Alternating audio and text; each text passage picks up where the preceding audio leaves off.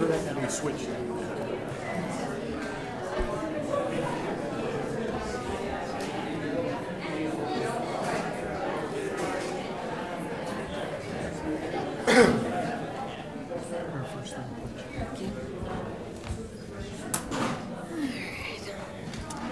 Okay. Okay. Approach.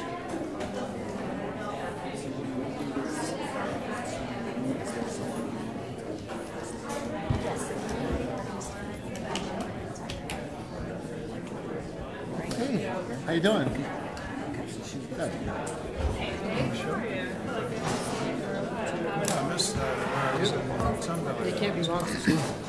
Well, you were here. All right. Is that Councilor Adams? I'd like to welcome everybody to our September 6th, 2018 City Council meeting. If you're interested in sharing thoughts with council, we do public comment period at the end of the council meeting, and there's a sign-up sheet out in the lobby to sign up for that. All right. First, we'll have our opening, and I will be doing that. Okay. Our Father in heaven, we are grateful this evening to be gathered together to recognize the good things that are happening in our community and to work on problems together. Please help us this evening that we will have a spirit of cooperation and optimism, and that we will be able to find good solutions to community problems. And these things we pray in the name of thy Son, Jesus Christ. Amen. Amen. Please join me in the pledge. I pledge allegiance to the flag of the United States of America and to the republic for which it stands, one nation, under God, indivisible, with liberty and justice for all. Thank you. We have a fun evening planned. We have a lot of community members here tonight, and we would like to first ask for Faye Croxford, President of Daughters of the Utah Pioneers. Can I? If you miss the show, then it's the program. Okay, thank you.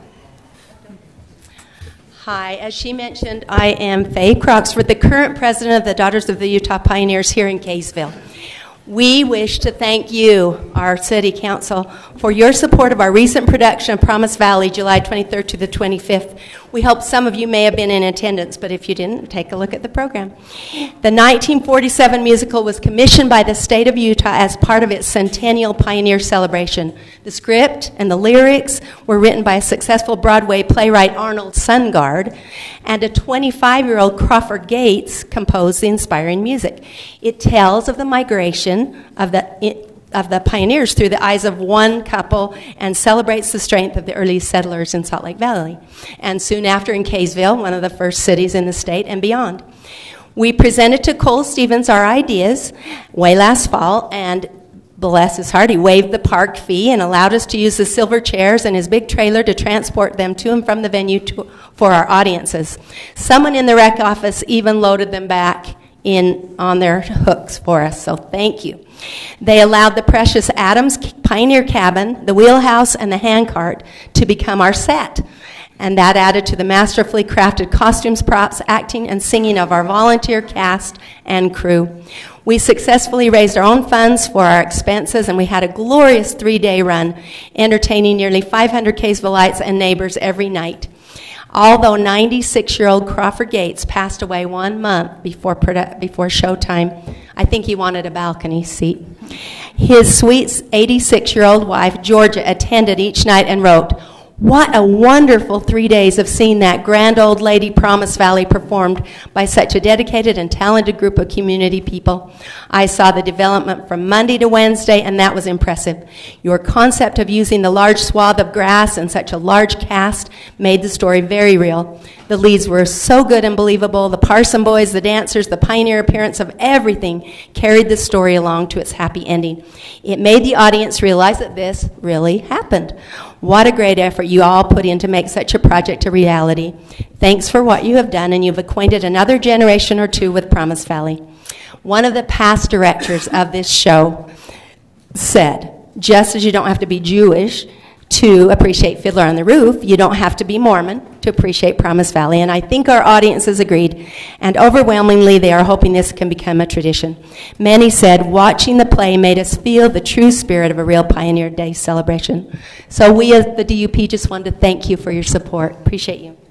Thank you.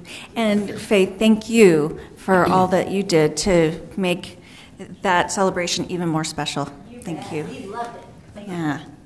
All right. Now we are going to move on to swearing in some new officers. So we'll have Chief Oberg here, as well our city recorder, Maria Devereaux, is going to do the swearing in. Good evening, Mayor and Council. As you know, we had 3 officers retire in August, leaving us with about 70 years of experience.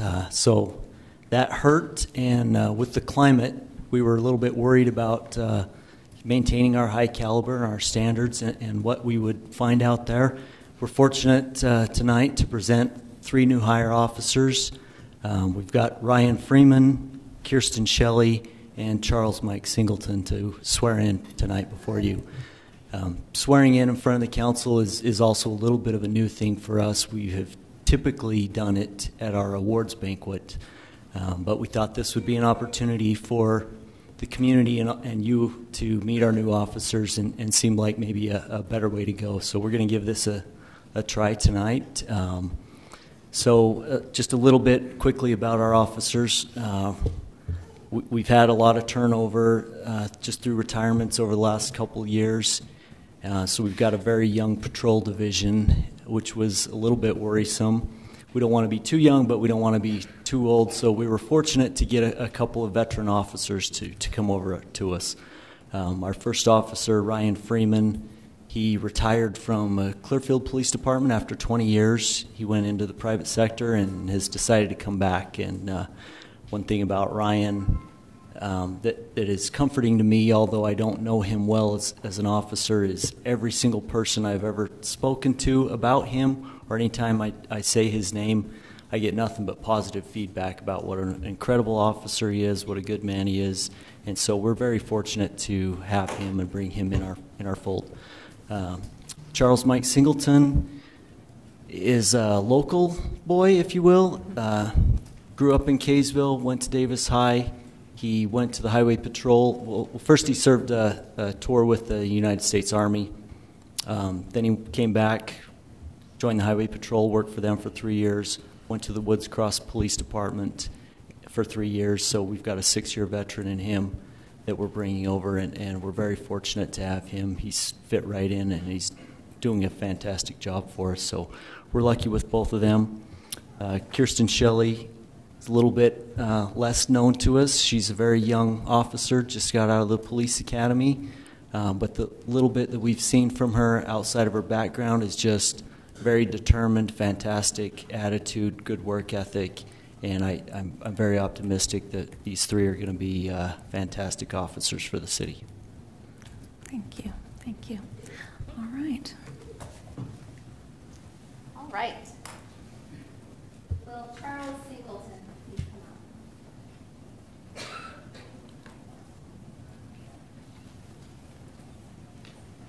up?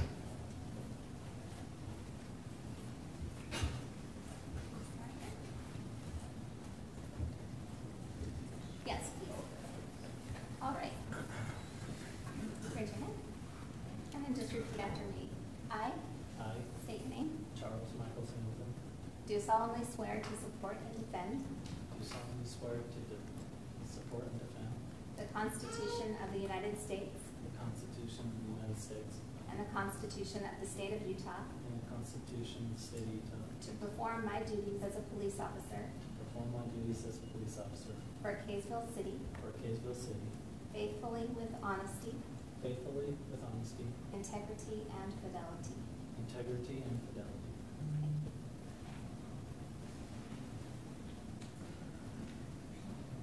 Thanks. And I'll just have you sign that right here.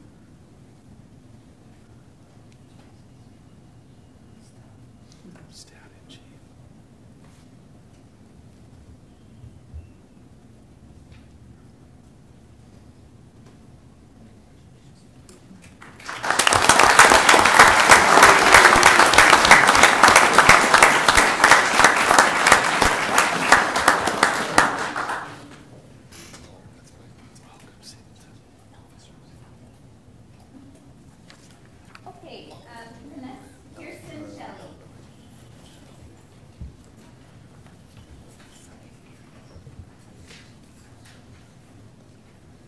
Hi. All right, Kirsten, raise your hand. And repeat after me. I state your name.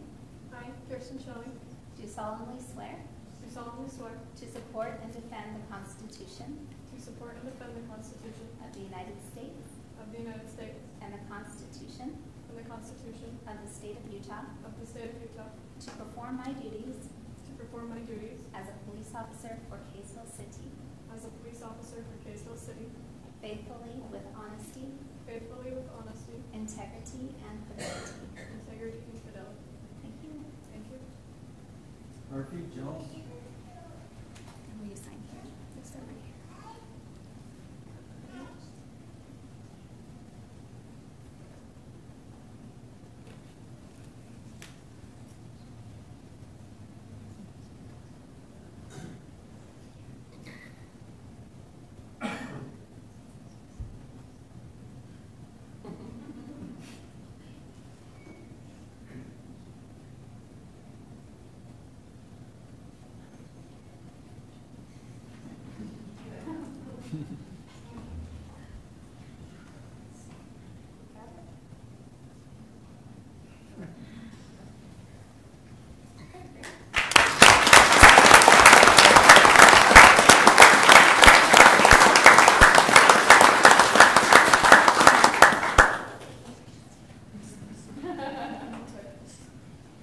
We're trying to get a flow, right? Ryan Trainer? Hey, third time's a charm. We've got this. All right. All right. There you go. Can you do it by yourself? All right.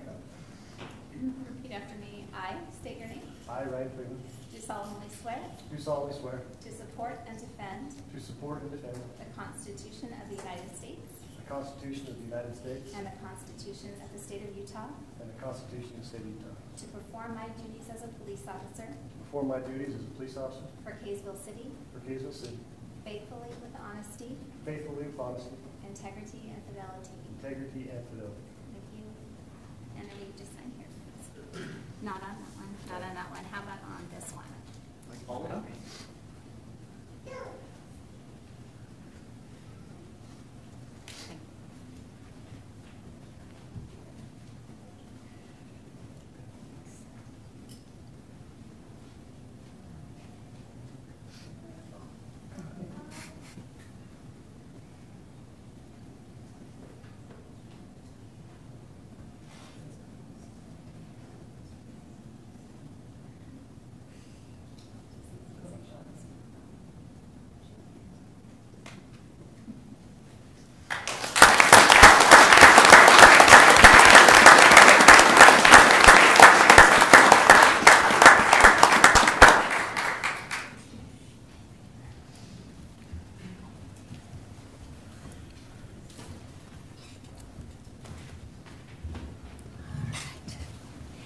And we won't make you guys stay for the whole time if you don't want. But thank you.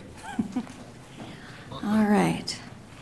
But now I would like to ask Justin Brimhall to come forward, and also Ashton Goodsell. Come on up.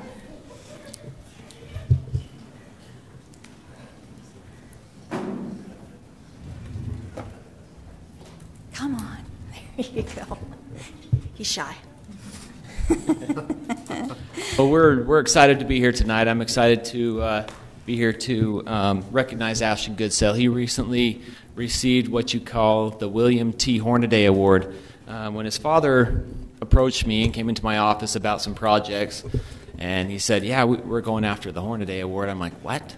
It's like the Hornaday Award. I'm like, okay, and he explained some projects they wanted to do, and so he left my office, and I asked Vance Garfield at the time, he was our Parks and Rec director, and he's like, oh, Justin, this is a big, big deal. Like, this is unheard of. And so Ashton's worked very hard. He's done many projects for us. So the Hornaday Award, you think, what is it? I want you to think of it as the Olympic medal bestowed by the Earth. It's created to award those who made significant contributions to conservation. And it's been around for 80 years, and approximately 1,100 people in the United States have earned this award. So it's a very prestigious award that not many have achieved. So some of the projects Ashton did, he did 4 major projects up at the Wilderness Park. The first one was they built a bunch of birdhouses, small, large, and scattered them throughout the park, installed them mounted to trees, posts, and to help the bird habitat there. There was a project where we had some major erosion that they came through and repaired that. And if you've ever been up there, you can't get machines into these areas, so it was all done by hand. So they reseeded areas. They removed an old pioneer fence that ran through there that animals were getting caught up in, and it was just a nuisance up there. So they went through and removed those. And then they went through for his 4th major project, and they got tree donations and planted trees in a certain area and did a fire-wise, cleared the brush, and made it look really nice, and planted some new native trees, which they are still watering today, right? Yeah, they're still keeping those babies alive through the heat. So the Parks and Recreation Department would like to publicly thank Ashton for all of his hard work and recognize him tonight.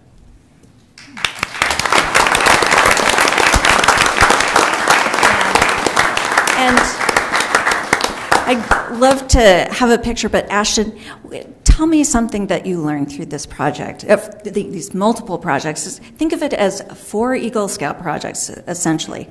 What did you learn? There's a lot of stuff up there that you can find. I mean, you just have to go and look. Yeah. All right. Thank you. And let's take a picture. Council, do you want to come down for this picture with Ashton?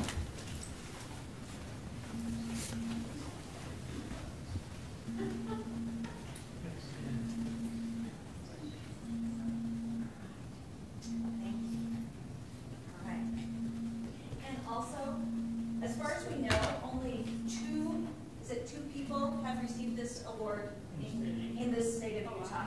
He is the second. So it's a pretty big deal.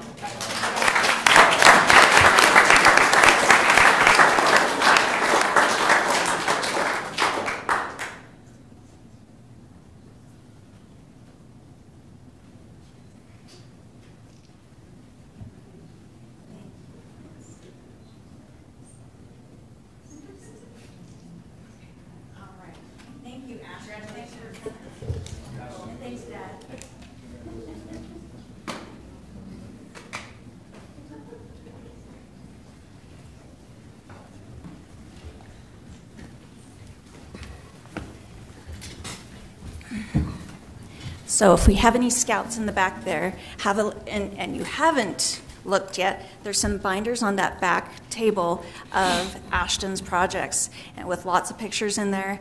And maybe you want to be the 3rd person in Utah to get the Hornaday Award. All right.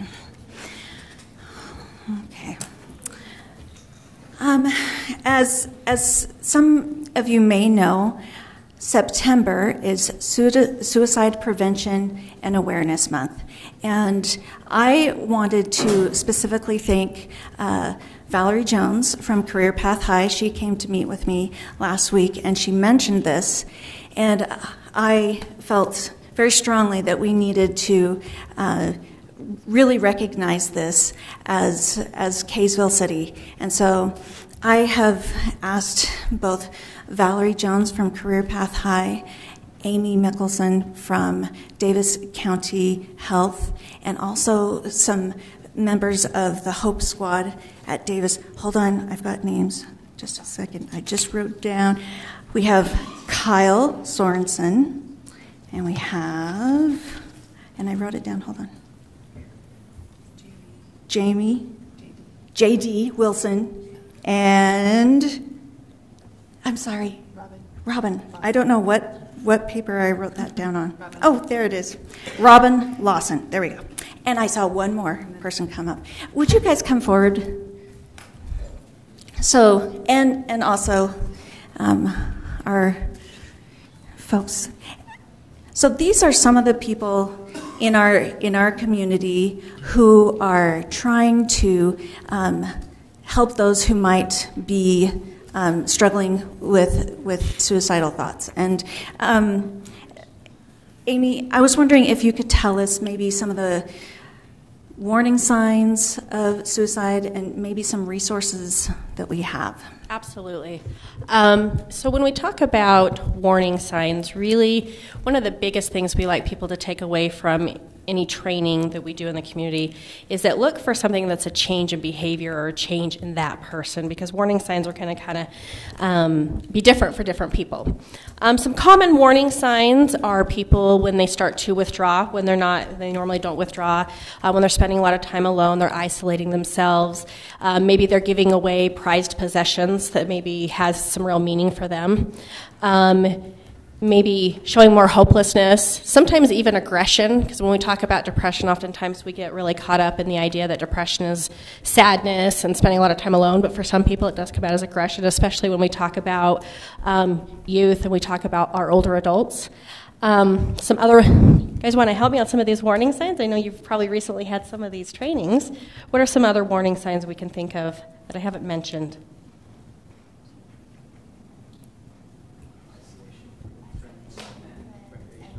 Yeah, right. So yeah, not participating in activities maybe they once did, or kind of their change in relationship with family and friends, things like that. So there's definitely some warning signs out there to be looking for. But really the overarching thing to take away is a change in and how they're acting and how they're interacting with people in their lives. And like I said, that's going to look a little bit different for each person. As far as resources in Davis County, one thing that we're doing really great here in Davis County is we actually have a local coalition called Davis Helps. It's a coalition that I sit on with Davis Behavioral Health and several other agencies, law enforcement, Davis School District, the Department of Substance Abuse and Mental Health at the state. There's a lot of different agencies represented on this group, and what we do is we provide a lot of suicide prevention out in the community as a coalition. Specifically at the health department, we provide a lot of classes in the community classes that actually teach you about the warning signs about suicide, how to reach out to someone who is struggling, and how to connect them with resources. And some of those trainings are a lot of the same things that our Hope Squad members are learning in school and how they can identify those things as well. I didn't bring cards with me, but if anybody is interested in those trainings, I'm happy to provide that information, provide my contact information, and there are also classes that we can bring out to the community and do something where we can invite the community to come out to those classes for free. Thank you. And Valerie, what are some of the resources that you know about that you might recommend? So a big one for our youth is the Safe Utah app.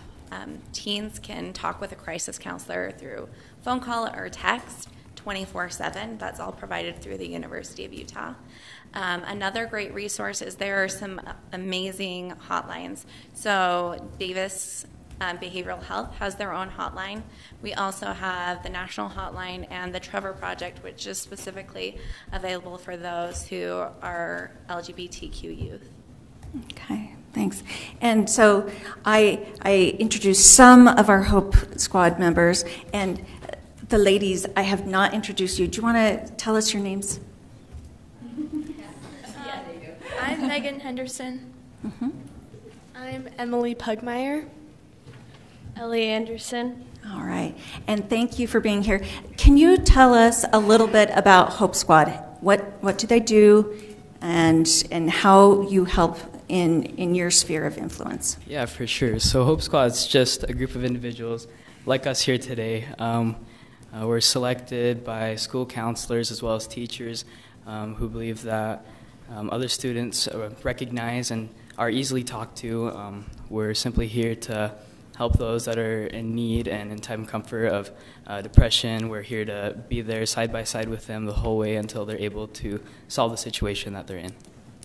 Thank you. Yeah, please. Kyle's really humble, but a lot of them are, and they miss the main component. They are nominated by their peers, and they're nominated for being, and so they don't say that often, but they are, what they're really nominated for is being a trusted friend, a true confidant, and somebody that could help someone. So really they're the definition. These kids up here are what a good friend would be. All right. Thank you. Anything else? I'd like to mention one thing, that they also do receive training for what they're doing, and so they are definitely the leaders in their school, and they're the recognized individuals of suicide prevention. And I think what's great about Hope Squads is that not only are these great, awesome kids that are doing amazing work, it also sends a message out to the school community that the school really cares about preventing suicide in their community. So that's awesome. Yeah. Thank you. And just wanted to be sure to thank you all for what you are doing to help combat this problem in our community. I wanted to ask a question. Yes. Just wanted to ask, is it a community and a city level? What can we do to foster this continuing conversation and support at-risk youth, or all youth? So one thing that I was thinking about, I'm just thinking, like, we live in a pretty complicated world, like everything's pretty connected with each other, and we all have like this sense of, we're really busy, a lot of things going on. But the best thing to do as like a community or just as a single individual is to do the simple little things. The exact opposite of something being complicated. So you've got to be a friend to someone genuinely. That's the best way to prevent a suicide. Now, if they're already showing suicidal signs, then we got to, delve into the, you got to ask them questions, got to refer to them to someone professional. But the best way to prevent a suicide is to be a friend and to just reach out in the simplest ways, because that's what people like, and that's what we got to do as a community and as a school. That's what we focus on. Like the school's theme this year is Dare to be a Dart, and I'm sure the Hope Squad's theme is, Dare to be kind, or Dare to give someone hope, because the kids need that, and also adults need that too, and so that's what we need to do as a community. Thank you. Perfect Thank you. answer. Thank you. All right. I am going to read our proclamation. So, whereas September is designated as National Suicide Prevention Awareness Month and is intended to promote awareness about suicide and to reduce the stigma around this topic, and whereas suicidal thoughts can affect anyone regardless of age, gender, race, orientation, income level, religion, or background, and whereas suicide claimed 44,965 American lives in the United States in 2017, and whereas one Utah resident dies by suicide every 14 hours, and whereas suicide is the leading cause of death of youth and young adults aged 10 to 24 in Utah, and whereas suicide claimed 55 Davis County lives in 2016. And whereas each death by suicide directly impacts family members, friends, loved ones, and by extension the entire community. And whereas suicide is a preventable public health issue that requires collaboration from all facets of our community to raise awareness, reduce stigma, and to provide education about suicide warning signs and how to help those who are struggling. And whereas public awareness of suicide and reducing stigma about suicide is imperative to preventing further loss of life. And whereas Davis County Health Department, in collaboration with 50 community partners, has identified suicide as a priority health issue in its Community Health Improvement Plan. And whereas the Health Department is collaborating with other community organizations on Davis Helps Coalition and is working to eliminate the stigma of suicide, educate the community about the warning signs of suicide, and ultimately reduce the number of deaths by suicide in Davis County. And whereas suicide prevention in our community should not only be an annual observance, but a call to action to change the way our community discusses, perceives, and reacts to suicide in our community. Now, therefore, be it proclaimed by Katie Witt and all members of the Kaysville City Council on this, the 6th day of September 2018, that September 2018 be declared Suicide Prevention and Awareness Month throughout Kaysville City, Utah. All right. Can we have a picture with you guys? All right. You guys want to come down for a picture?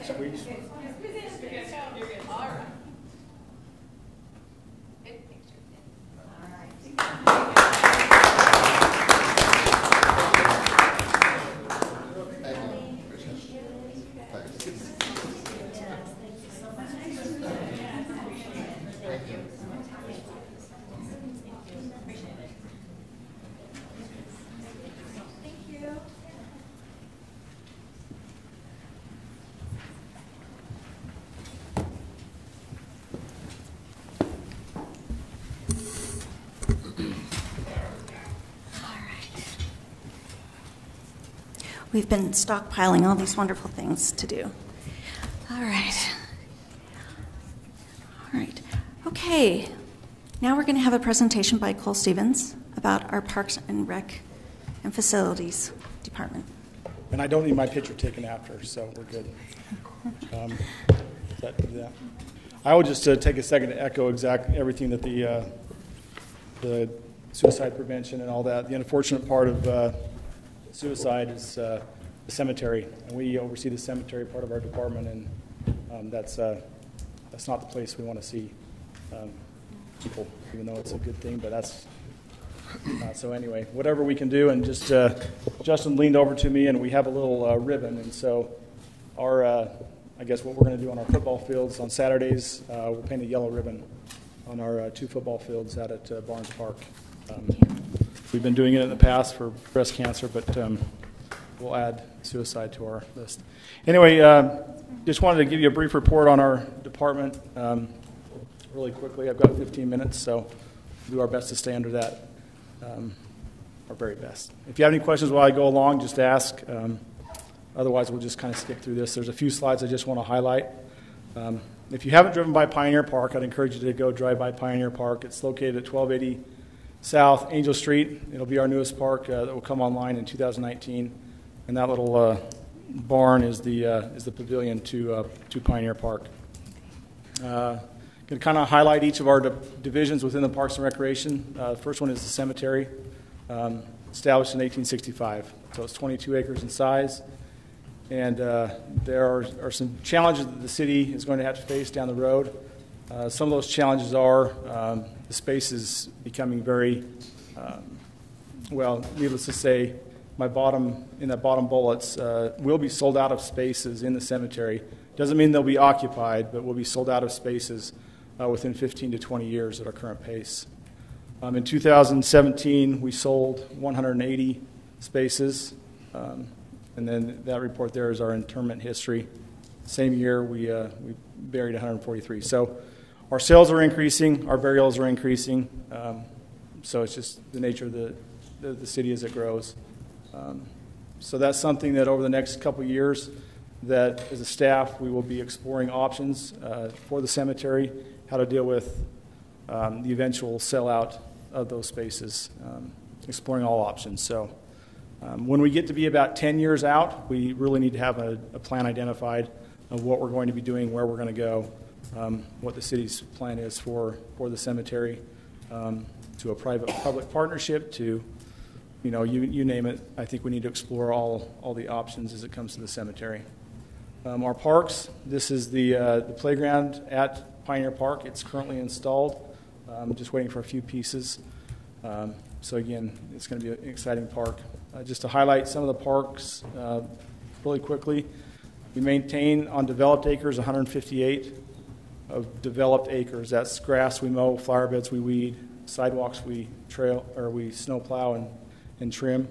We have 202 acres of undeveloped property, but the bulk of that is 140 acres of the East Mountain Wilderness Park, which is a great thing for the city, is that wilderness park. And then it just goes through, show you some of those.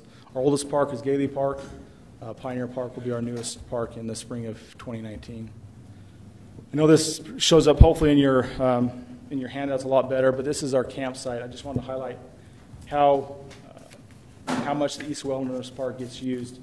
In fact, I can't. I thought I'd be able to read it, but I can't. We'll go to. We got it. So in 2019, we had 142 single night campsites or camp nights at the East Wilderness Park. This sheet also shows you in 2017 we had 333 of our pavilions that were reserved. In 2018, as of today, we have reserved 313 pavilions, and we've had 115 camp nights at the East Wilderness Park. So that's a good thing that the community is out using our parks, and something that we're very happy that people are out using the parks and enjoying nature. Recreation will be our next division within Parks and Recreation. That's one of our football fields at Barnes Park. So recreation, just kind of highlight some of the programs. We offer programs from ages 3 all the way to seniors. We offer 18 youth and athletic programs. Our largest program is soccer with 2,300 participants. We have 8 adult classes and programs, and the largest program in adult is our softball leagues, which have 864 participants. In total, we serve over 6,400 participants in our Big Five, which is soccer, baseball, football, and softball. There's 4,700 games played every year on our fields, whether that's baseball, soccer, and that's just our recreation fields. That doesn't include anything, whether it's comp baseball, comp soccer, of those things. One of the neat things that we also have the opportunity to do is we employ a lot of youth within Kaysville that act as our referees and site supervisors and scorekeepers, and so we employ about 100 of those youth working within our department. We also oversee all of our community events, and that's just to kind of highlight some of our community events that we do. Our facilities, all public properties also fall under Parks and Recreation, so of course we have this building, the Recreation Building, Kitty Corner, the old library building, Operations Center, Fire Station, Police Station. I think one of the greatest, not that it's unknown, but one of the greatest benefits we have, and one of the things that make or break us every year, is our volunteers. We have about 28,000 hours of volunteer hours that are served, whether that's through community events, through Eagle Scout projects, through other service groups, through our coaches that volunteer their time to coach in our recreation programs. It's neat to see that many people willing to step up and volunteer their time to make our programs and the city be able to experience these things. This is the page I just wanted to highlight, just to kind of give you some ideas of some of the long-term challenges that we will be facing. I mentioned the one in the cemetery, just about being sold out in 15 to 20 years. The biggest challenges we face in our facilities is aging facilities. If we just take this building, for example, it was built in 1986. We are still using the original HVAC system, and it's all original parts. And so we have a good preventative maintenance program, but those are things that we need to be addressing here in the next few years, is the age of some of our systems. We have, I could go to every building, and every building we have has some sort of roof leak somewhere. So flat roofs are a challenge. And then, of course, just spatial needs that we have within the city as far as the city grows with staff. That's a big one. In parks, just a challenge that we have in parks is just staffing. We employ a lot of seasonal kids that go to school or going to college. They're right out of high school, and finding those kids anymore is becoming harder and harder because you have to work outside and it's fun. But staffing, as the city grows, that is going to be a challenge. Funding for maintenance and replacing aging infrastructure is also a challenge. Then in our recreation, probably this is one I just wanted to highlight to just give you kind of an example of where we struggle is with our gym facilities, gymnasiums. We are 100% dependent on Davis School District for the use of their gymnasiums for our indoor, so whether that's junior jazz basketball, that's probably the biggest year. This is the first year that we've actually had to cancel a program because the schools just don't have enough open days for us, and so we've had to cancel our men's adult basketball league. We also this year are going to have to reduce our practice times that we allot each team from 60 minutes to 45 minutes. So as the city's growing, the school district's also growing, and the use on their facilities, they get first right, and then we get the ability to piggyback on what's left. And those dates are what is left is becoming harder and harder to find. And so that's something that we need to explore going forward is how we work in a public-private partnership or how we kind of accommodate our youth. That's the biggest game. We don't want any youth to be able to say that we can't have them play because we don't have space. But we are running into that this year. So just keep that in mind. Fields, we're always, as you all know, you probably all had kids at some point in time that play sports, and so having those fields available to play is important. And then just one last thing I want to highlight is just I think it goes along lines of what the Hope Squad and the suicide is just our sportsmanship in general across, whether that's in a recreation setting or just remembering that this is just a game and it's not the World Series or the World Cup. And so I think that's something that's one of the emphasis our recreation department has this year is just increasing our level of sportsmanship, that we can just have a friendly match on the field and not take it any farther than that. And then any questions? Thank you, Cole. Any questions? Councilmember Barber. So on the gym facilities, the lack of space, do we use our recreation building for basketball at all? We do. A couple of drawbacks there. We have to stagger our start times. We can't have games that are back-to-back. So we have to have small?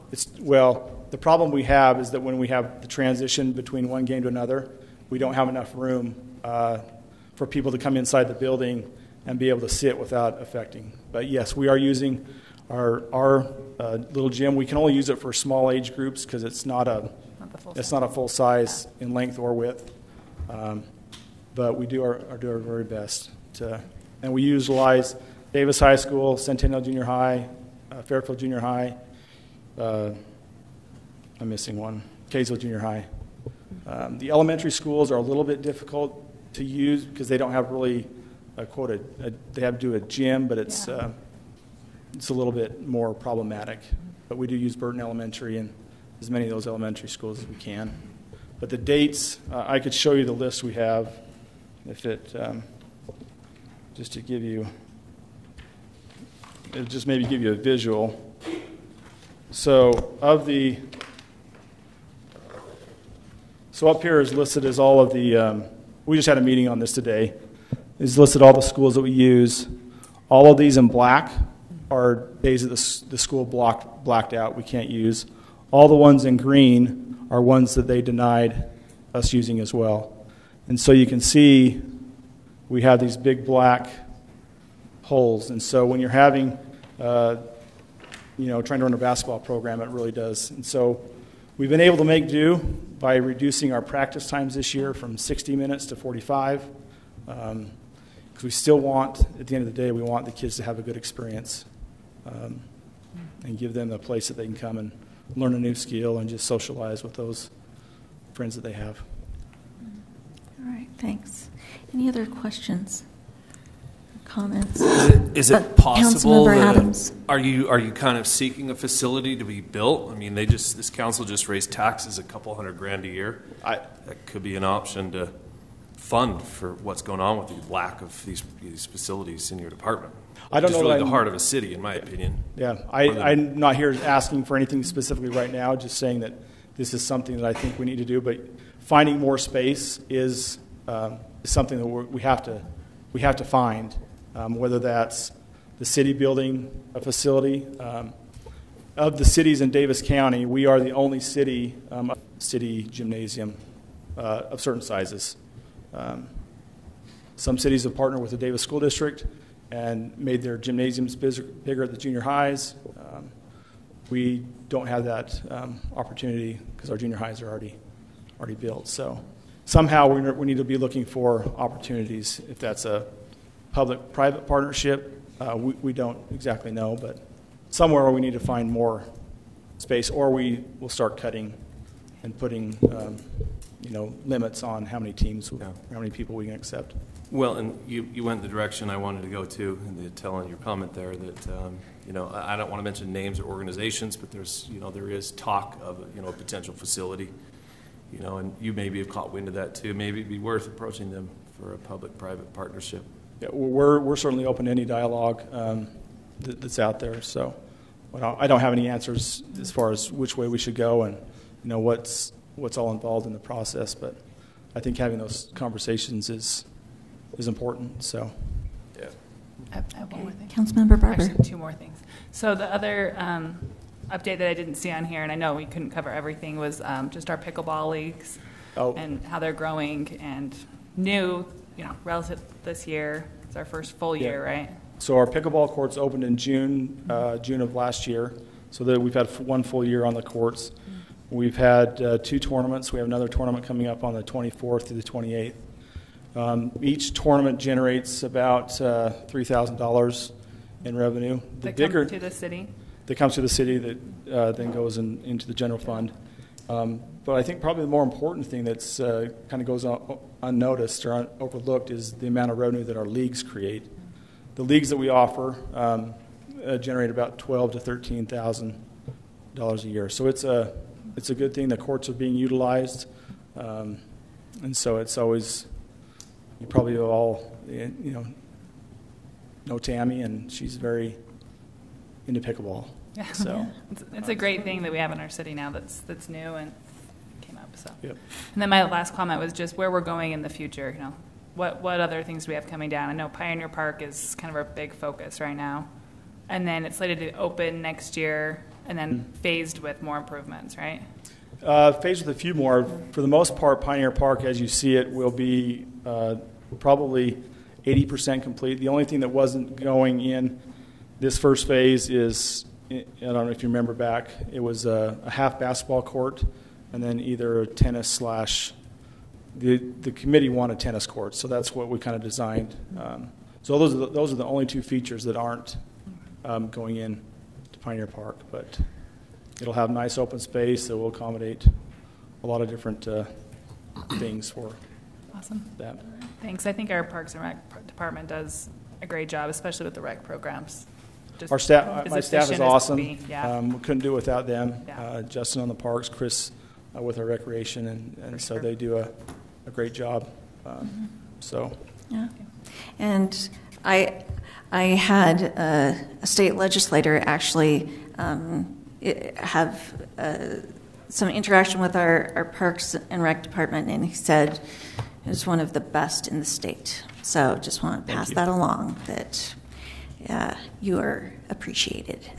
But we try. Our objective is, in everything that we do, is whether that's in the cemetery, the parks, recreation, is we want people, when they come to the facility, to have an experience.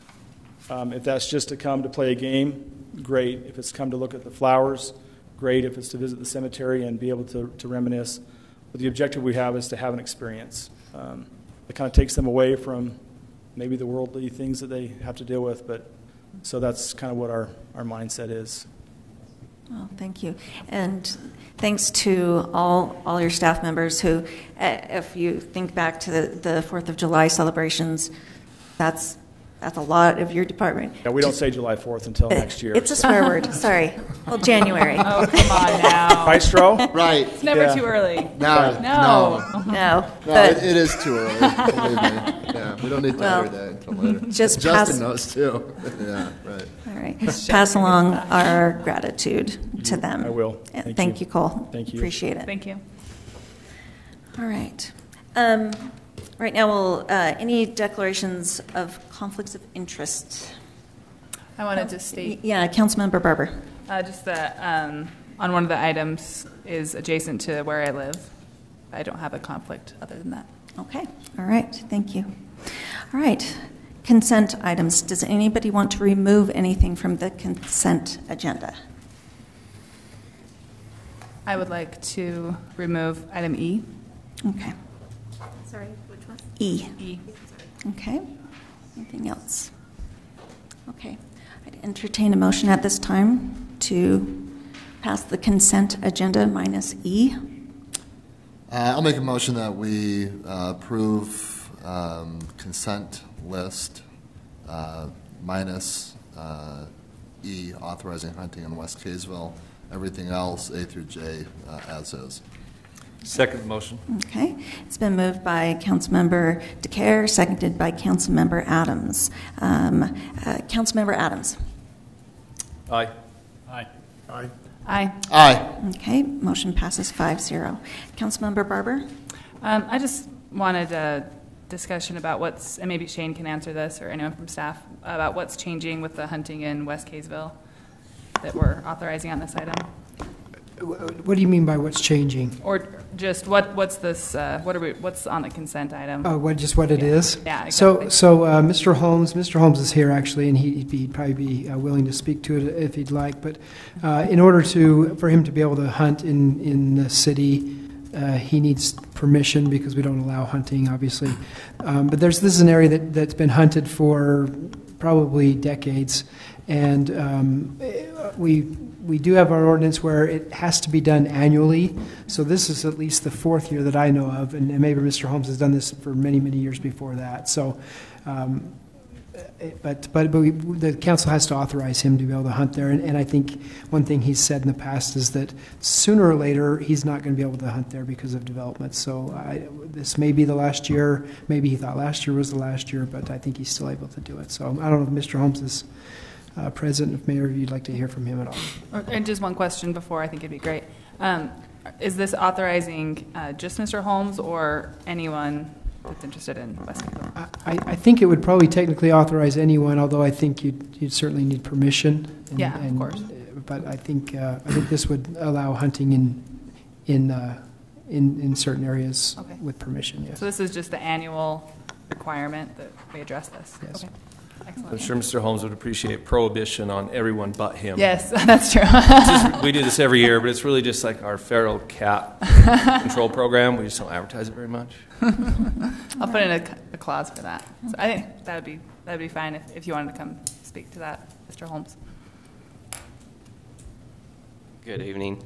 So, yeah, this area that I've asked for permission to be in, we've hunted for years and years, and as growth has taken over and as the shicks have moved away and this school has developed and just adjacent communities, that property has been moved into within the city limits. And so it puts us, we're about 125 yards inside city limits. We have a small section. We have approval through. It's owned by Perry Homes. They've given us permission to be in there.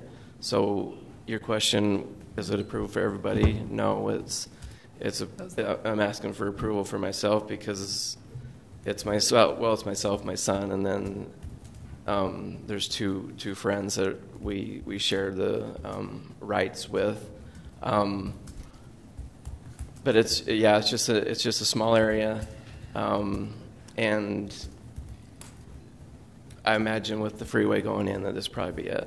So they've asked us to come before the committee or before the council each year and just state, our purpose and our intent and get approval to share in that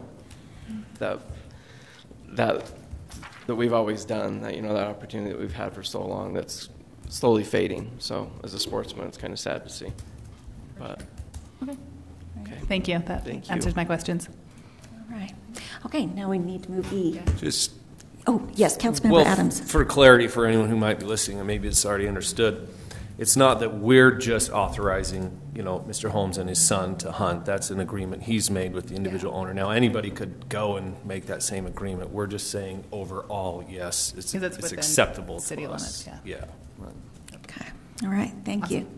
All right. So, would you like to move E? Sure. I'll make a motion that we approve item E, authorizing hunting in West Kaysville. Second.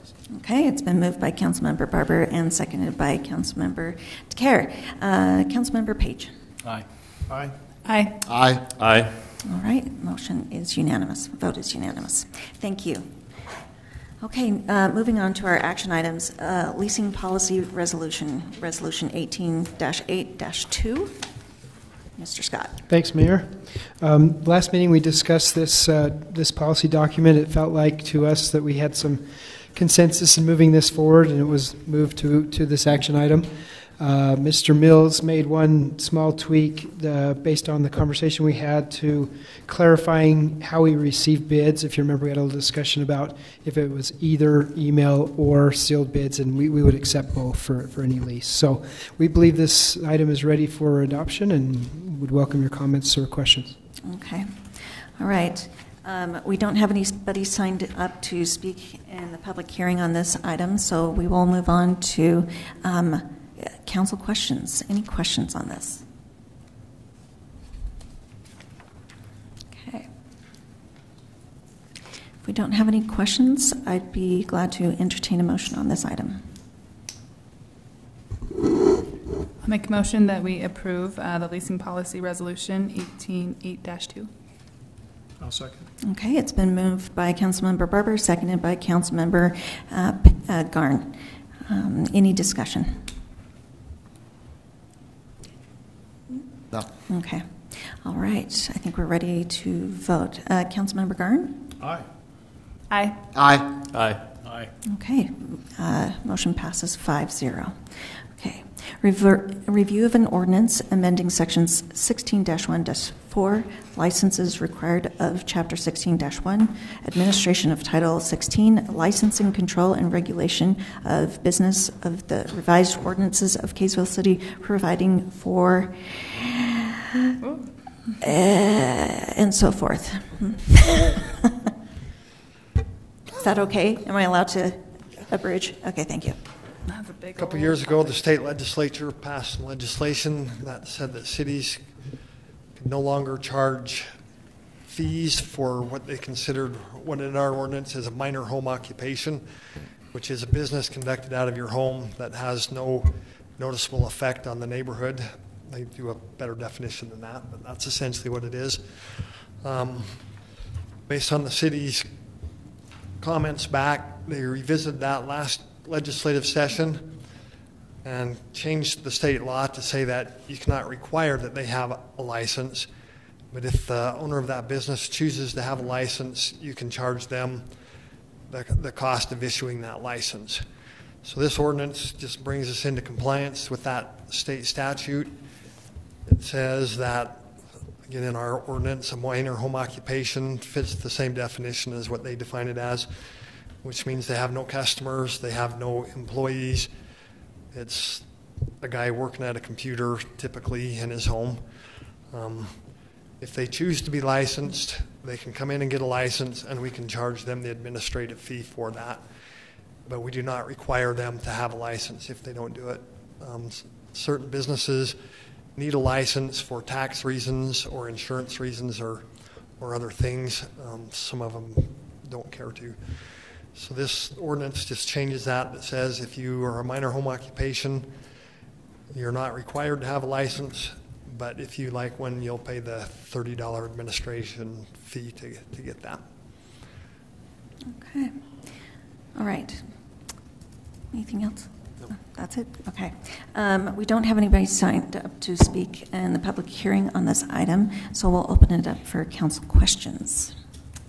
I have a question. Councilmember Page. How do we notify these people? You going to just notify them by mail about what we're doing here and what options they have? That's a good question. I'm not sure what we did last year. I believe that our business license officer notified them that a license was no longer required, but if they desired to have one, they could come in and get one. So it's kind of left back to them. If people call and ask us, do I need a license for this business? We inform them that it's not required, but what the options are. Just a suggestion, when we roll out the renewals, with the renewal, I'm sure we'll stick a note in there. You could say, by the way, you don't technically need this. That's correct. In that category, all those could get that little flyer. Those that don't renew will fall off the list, and we won't have them. Yeah. But you're right. On the ones that have signed up and paid for it, we'll send them a renewal notice that explains what their options are. Because they have the option to still have a license if they Yes, so they do. choose. So we could educate them at that point. Yeah, that's easy. Councilmember Barber.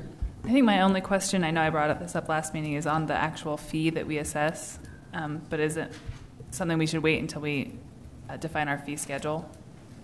Because this ordinance is just for the ability to collect if we want. That's correct. Yeah, the fee schedule will have to reflect that. Good. All right. We'll then. Wonderful. Any further questions? Okay. Seeing no further questions, I'll entertain a motion on this item. I'll make a motion that we approve item B of the action items. I'll second. Okay.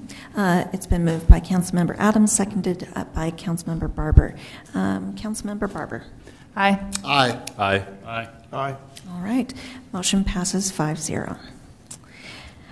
Purchase of fire rescue/engine apparatus and approval of capital equipment lease financing.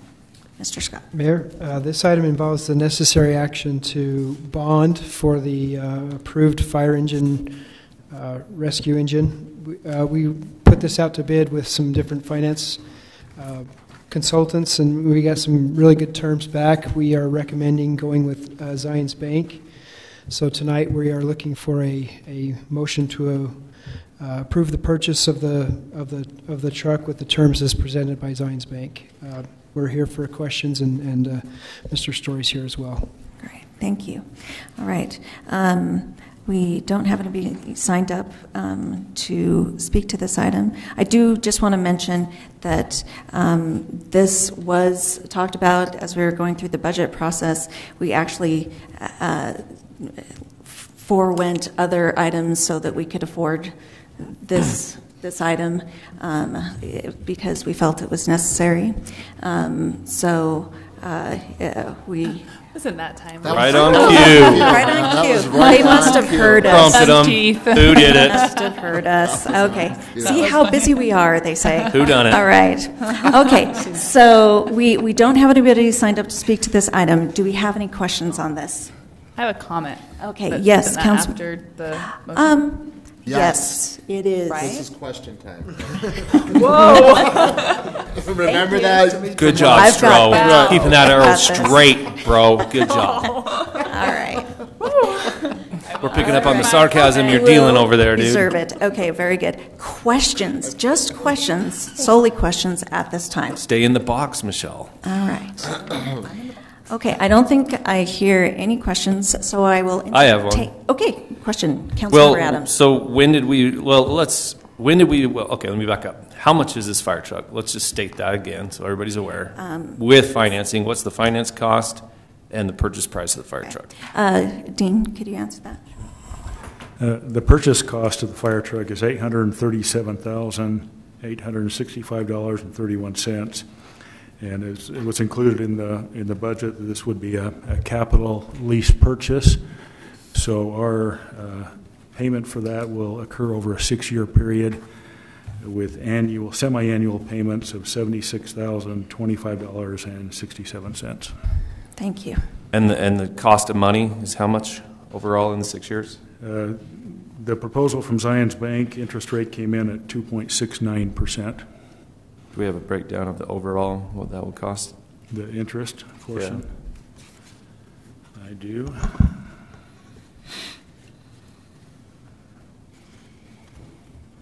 Maybe.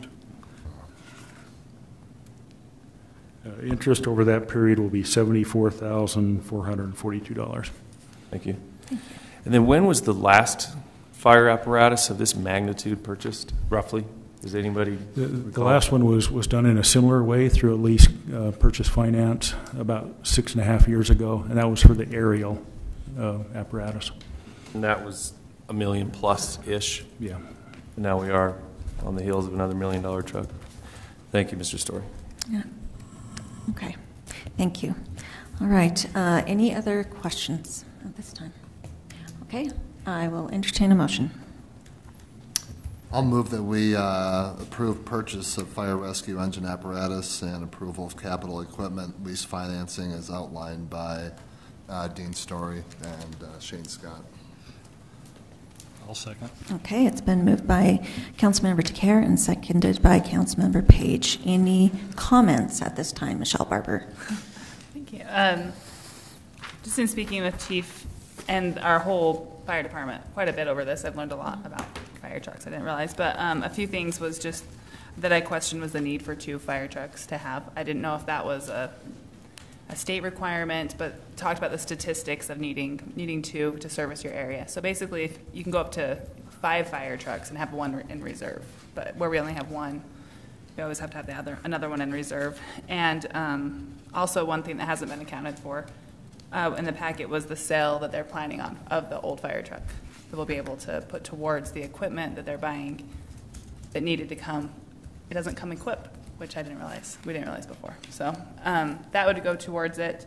And I think the other thing that I thought was important to note is that we still won't even have it for a year. So we purchase it now, and we're a full year before it actually arrives. So that's 1 more year of wear on the current machines. So we want to be sure that we're able to serve the city, and safety is so important. Yeah. So, anyway, I've learned a lot, and I think our chief has been as careful as possible. All right. Thank you. Any other comments? The struggle I have is that the existing one that is slated to be retired is low miles. It's in good condition. I mean, I get it. Who doesn't want new? I mean, my record on this, I believe, is clear. And when you turn around and sell those, that is a good point. But they're so specialized. It might be a 15 grand, 20 grand. They have an estimate for 80 to 100 grand. Barber. You know, I've played in that world a little bit. Estimates are paperweights. There's only one. I'm not aiming any offense at you. Yeah. So, but the last one we sold for, I think we got like, I don't know, 30 or 40 grand, and it was on the front page of the newspaper in California that they were literally celebrating what a good deal they got on such a brand new, to them, like it was a cream puff. So anyway, point being, it's a lot of money again. I think the record states where I stand. I think the old one is still in good shape. So. Okay. Thank you. Any other comments? Councilmember DeCare. Just one thing. I spoke in length about a month ago to Chief Erickson about this and a handful of other things with the fire department. And he couldn't, one thing that I took away from that hour-long conversation with him was he couldn't have been any more clear or transparent or forthright or direct with me with any questions I had, with any concerns that I had. And I stepped away from there with absolutely no question at all in my mind about his department's needs and the way that they protect our city 24/7. So. All right. Thank you for that comment. Any other comments? Okay. I think we're ready to vote. Let's go with Councilmember DeCare. Aye. Nay. Aye. Aye. Aye. Okay, thank you. Motion passes 4-1. Okay. Now we're moving on to our work items. And before we get to that, if you're new If you would like to speak at our public comment period, which is at the end of our work items, please sign up on the sheet out in the foyer. Okay, Mr. Scott. Mayor, with your permission, I'd like to address all of the work items together in one report, and then we can discuss. A, you mean A? I mean all of A, exactly. Yes, okay. So in A, these are Power Commission items. There are actually 3 different items for you. If we do move any or all of these items to an action item, they will have to be addressed individually. So the first item is a resolution which would alter our consolidated fee schedule to accommodate a new application fee, and it would also set some solar credits. So this is kind of a cleanup resolution based on the action taken by both you as a council and the Power Commission in setting some solar fees. This has happened mostly since you've taken office there in January. Maybe a little bit was discussed before the 3 new elected officials took office. But this would clean that up, and you can see that resolution there in your packet. The other 2 items are commercial generation agreements. They are mostly identical. There's 2 different agreements. One agreement is for summer and one is for non-summer. And the only difference there is that in the summer we allow someone to generate more power than they need, and we do that because that's our peak, our summer peak. So anything coming into our system is going to be resource that we don't have to buy somewhere else. So we would encourage people to, if you could overbuild your system just for the summer and not overbuild it in the winter, that would be perfect. That's usually not possible, but that's to accommodate that in the summer. So I think those are basically the items. Obviously, the Power Commission recommended adoption of these, and I'm here for discussion. If you have questions, and we think these are ready for an action item at the next council meeting. Okay, thank you.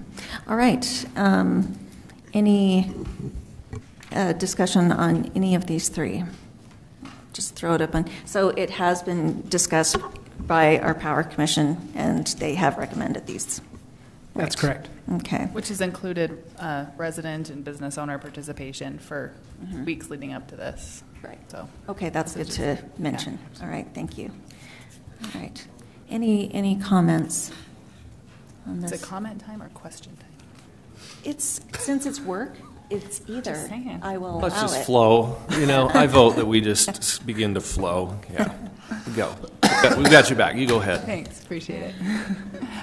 So I had to look over this quite a bit. It was kind of overwhelming to figure this out, but really it just parallels our resident net metering agreement that we put out for commercial, which is fabulous. But my biggest question, without reading every single word in this, was just, are we treating businesses fairly without disincentivizing and promoting, keeping, which we're all very careful, safe business culture, and it looks really great. It looks like a completely fair, same, you can generate as much as you consume, which is the same as consumers. And then the other part I think is really interesting is the ability for other types of energy to come in, specifically hydropower, which will be really an awesome asset for our city that'll come in. So I think it looks really good.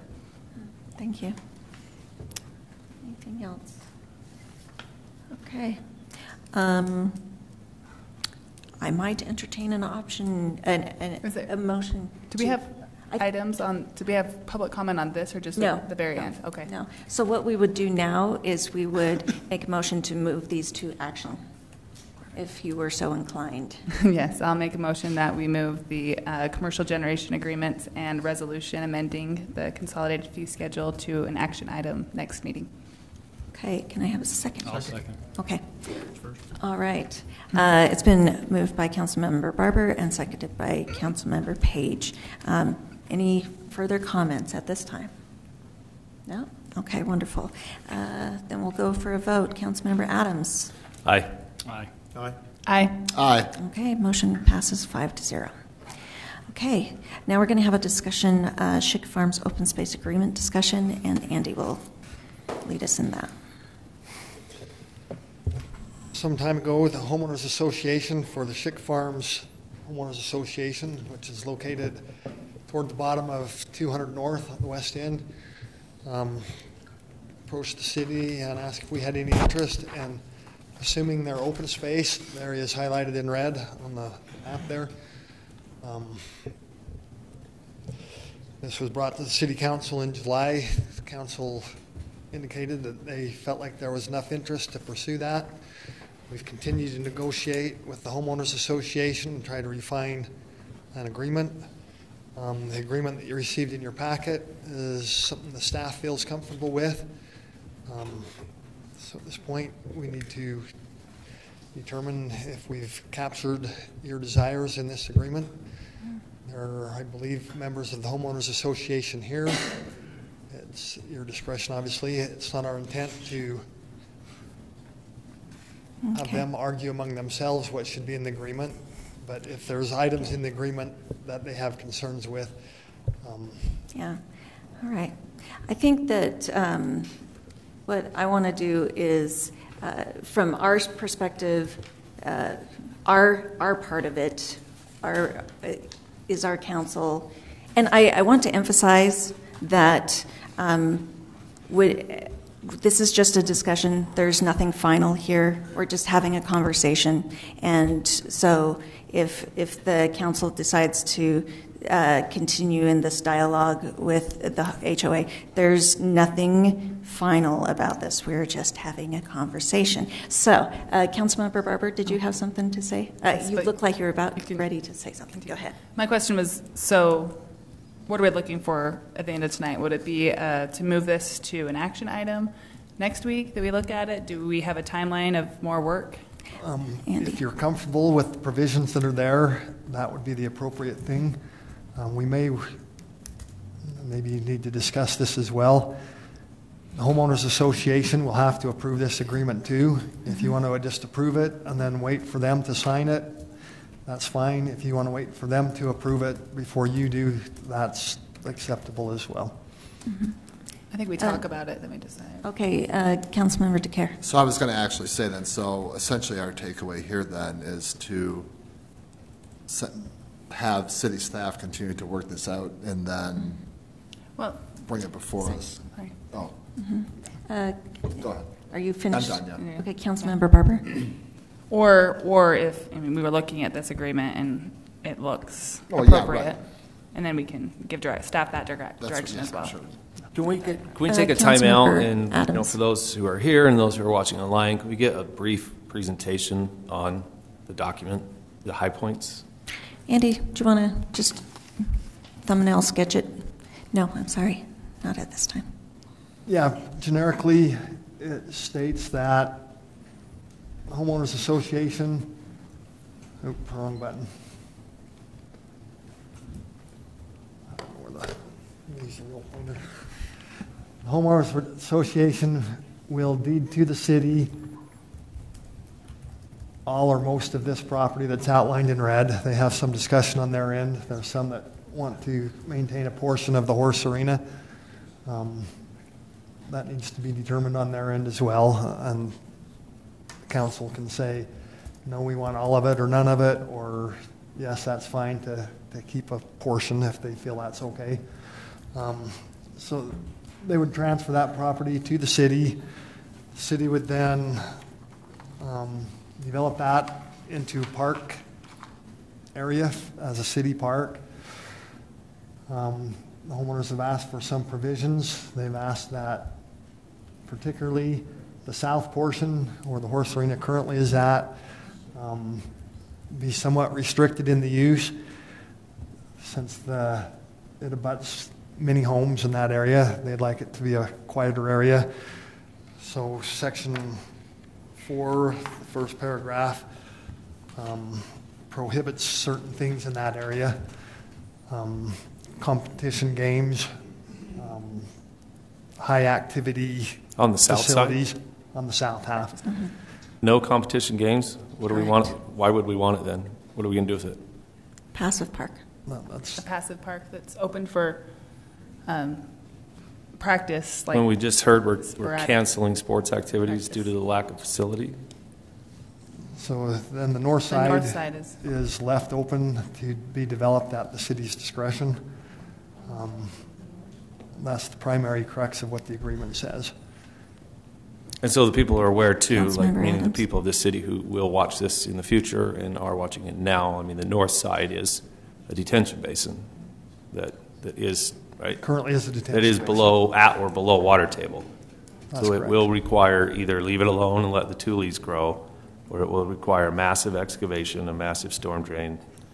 So yeah, I don't know if I'm comfortable being told what to do with the property, but thanks for the overview. Are there any other high points of it?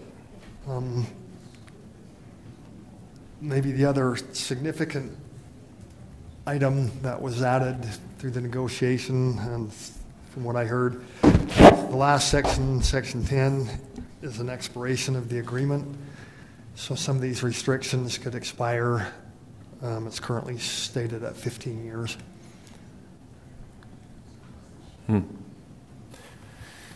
Okay, and the HOA, are they here? Yes, I they believe are. they are, yes. They are? Okay. How does authority work inside of an HOA? Andy, you're very familiar with them. I mean, How does the what work? are the authority of the HOA board, are they voted in? Is there a cycle of when they're voted in? Is there, can you explain that? Typically, and each association has its own set of bylaws that governs that, and their own set of rules and regulations. Most of them have elections among the members within the subdivision, and a leadership is elected, again, according to the bylaws, what the terms are, what authority they have. Typically, there's a section in those bylaws that say for certain items, you have to have a certain portion of the membership approve that. Sale of property is typically one of those things. Has that been accomplished on their side of this bill? They have not had that election yet because they wanted to have a very high comfort level of what the city would approve, so they knew what they were taking to their members. Are we confident that their elected leaders are, still in their term legally? We will leave that to them to make sure they take care of their end of the deal legally. Obviously, an agreement is not valid unless it's signed by both parties by legal authority. So when they bring us, that's one of the provisions, is they have to attest that they have the authority to sign the agreement. I know they've worked with their attorney to make sure they're doing things right on their end. Okay, and we're severely altering an HOA. My previous comments on this were just born out of concern of what's the next HOA that's going to present something like this to us, because it's happened before. We didn't get the property. We just went in and spent $150,000+ to fill it up and get it out of the water table for the HOA. We didn't get the land. We don't get to play recreational sports on it. So there's definitely a better angle here. But what is going to happen when we take this away? What are the mortgage companies going to say? Do these people own their homes outright? Are the mortgage companies going to say, hey, you're kind of altering the deed? There was an agreement to have equestrian property attached to this property and use thereof. Are we going to be faced with that as a city? Again, that's the HOA's issue. The city's issue is, do we want this property or not? If the HOA votes it down, then we don't have a decision to make. I think that I want to focus not on HOA and if they're doing everything right. That's all we should be focusing on is, are we comfortable with the agreement on our end? And then whatever happens on their end will happen. And then if it doesn't pan out, then it doesn't pan out. So that's not really our job. I respectfully disagree. I'd like to know who I'm doing business with. If you so choose so not to, that's your decision. But I would like to know that whoever is drafting these documents is legally in their term and has the authority thereof to act in such a capacity. I am sure that the let's HOA ask them then. members... Let's ask them then. Where are they? Do you know what? We're not going to... You just said you're sure they are. Would you mind confirming? No, what I'm saying is I'm sure that they'll take care of that. Do you have a knowledge of this? Not my job. not my job, all right? So let's refocus. We could find out if we're dealing with the right people. You know what? 5-minute break, if we can. Let's have a 5-minute break, and we'll come back to this in a minute.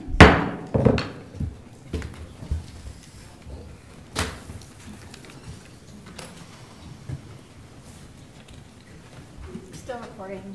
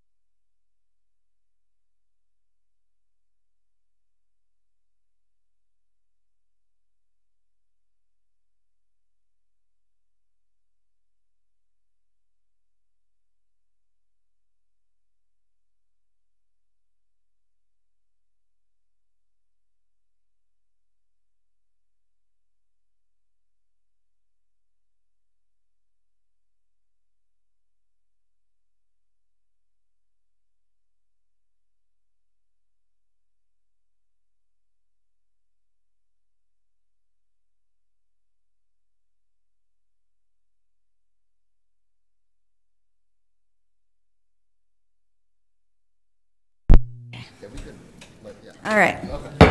Okay, we are back in session. Okay. So, when we left off, we are talking about Schick Farms open space. We are going to focus solely on talking about the city's end of the agreement. Spoke to some folks in the audience, and they're going to take care of their side, and so we're just taking care of our side, okay? So we're not going to talk about the HOA makeup and any of that, so I trust those residents to take care of that. Okay, so we are going to refocus and just talk about our agreement. So anybody have any concerns about what we have written in our agreement?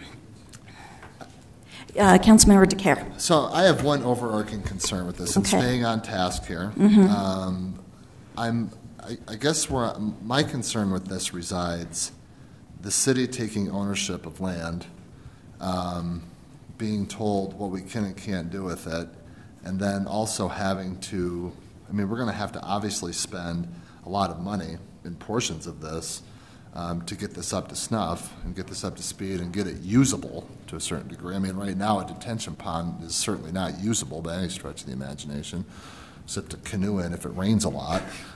But I mean, but outside of that, though, I have a hard time with, us spending taxpayer money and money out of the general fund and that, and for our Parks and Rec department to make it usable within defined parameters that we don't really even get to set. So I guess that's my concern. All right, thank you. Councilmember Barbara, did you have something?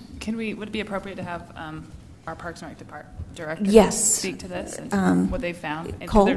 There's been lots of back and forth and looking into this. So specifically, what's the question then? Just, I think Councilmember DeCare is wondering about just the investment of city. Right. So yes, there would be some investment. If we split the properties in two parcels, we got the south parcel and the north parcel. We do know on the north side that it did have an active irrigation system at one time.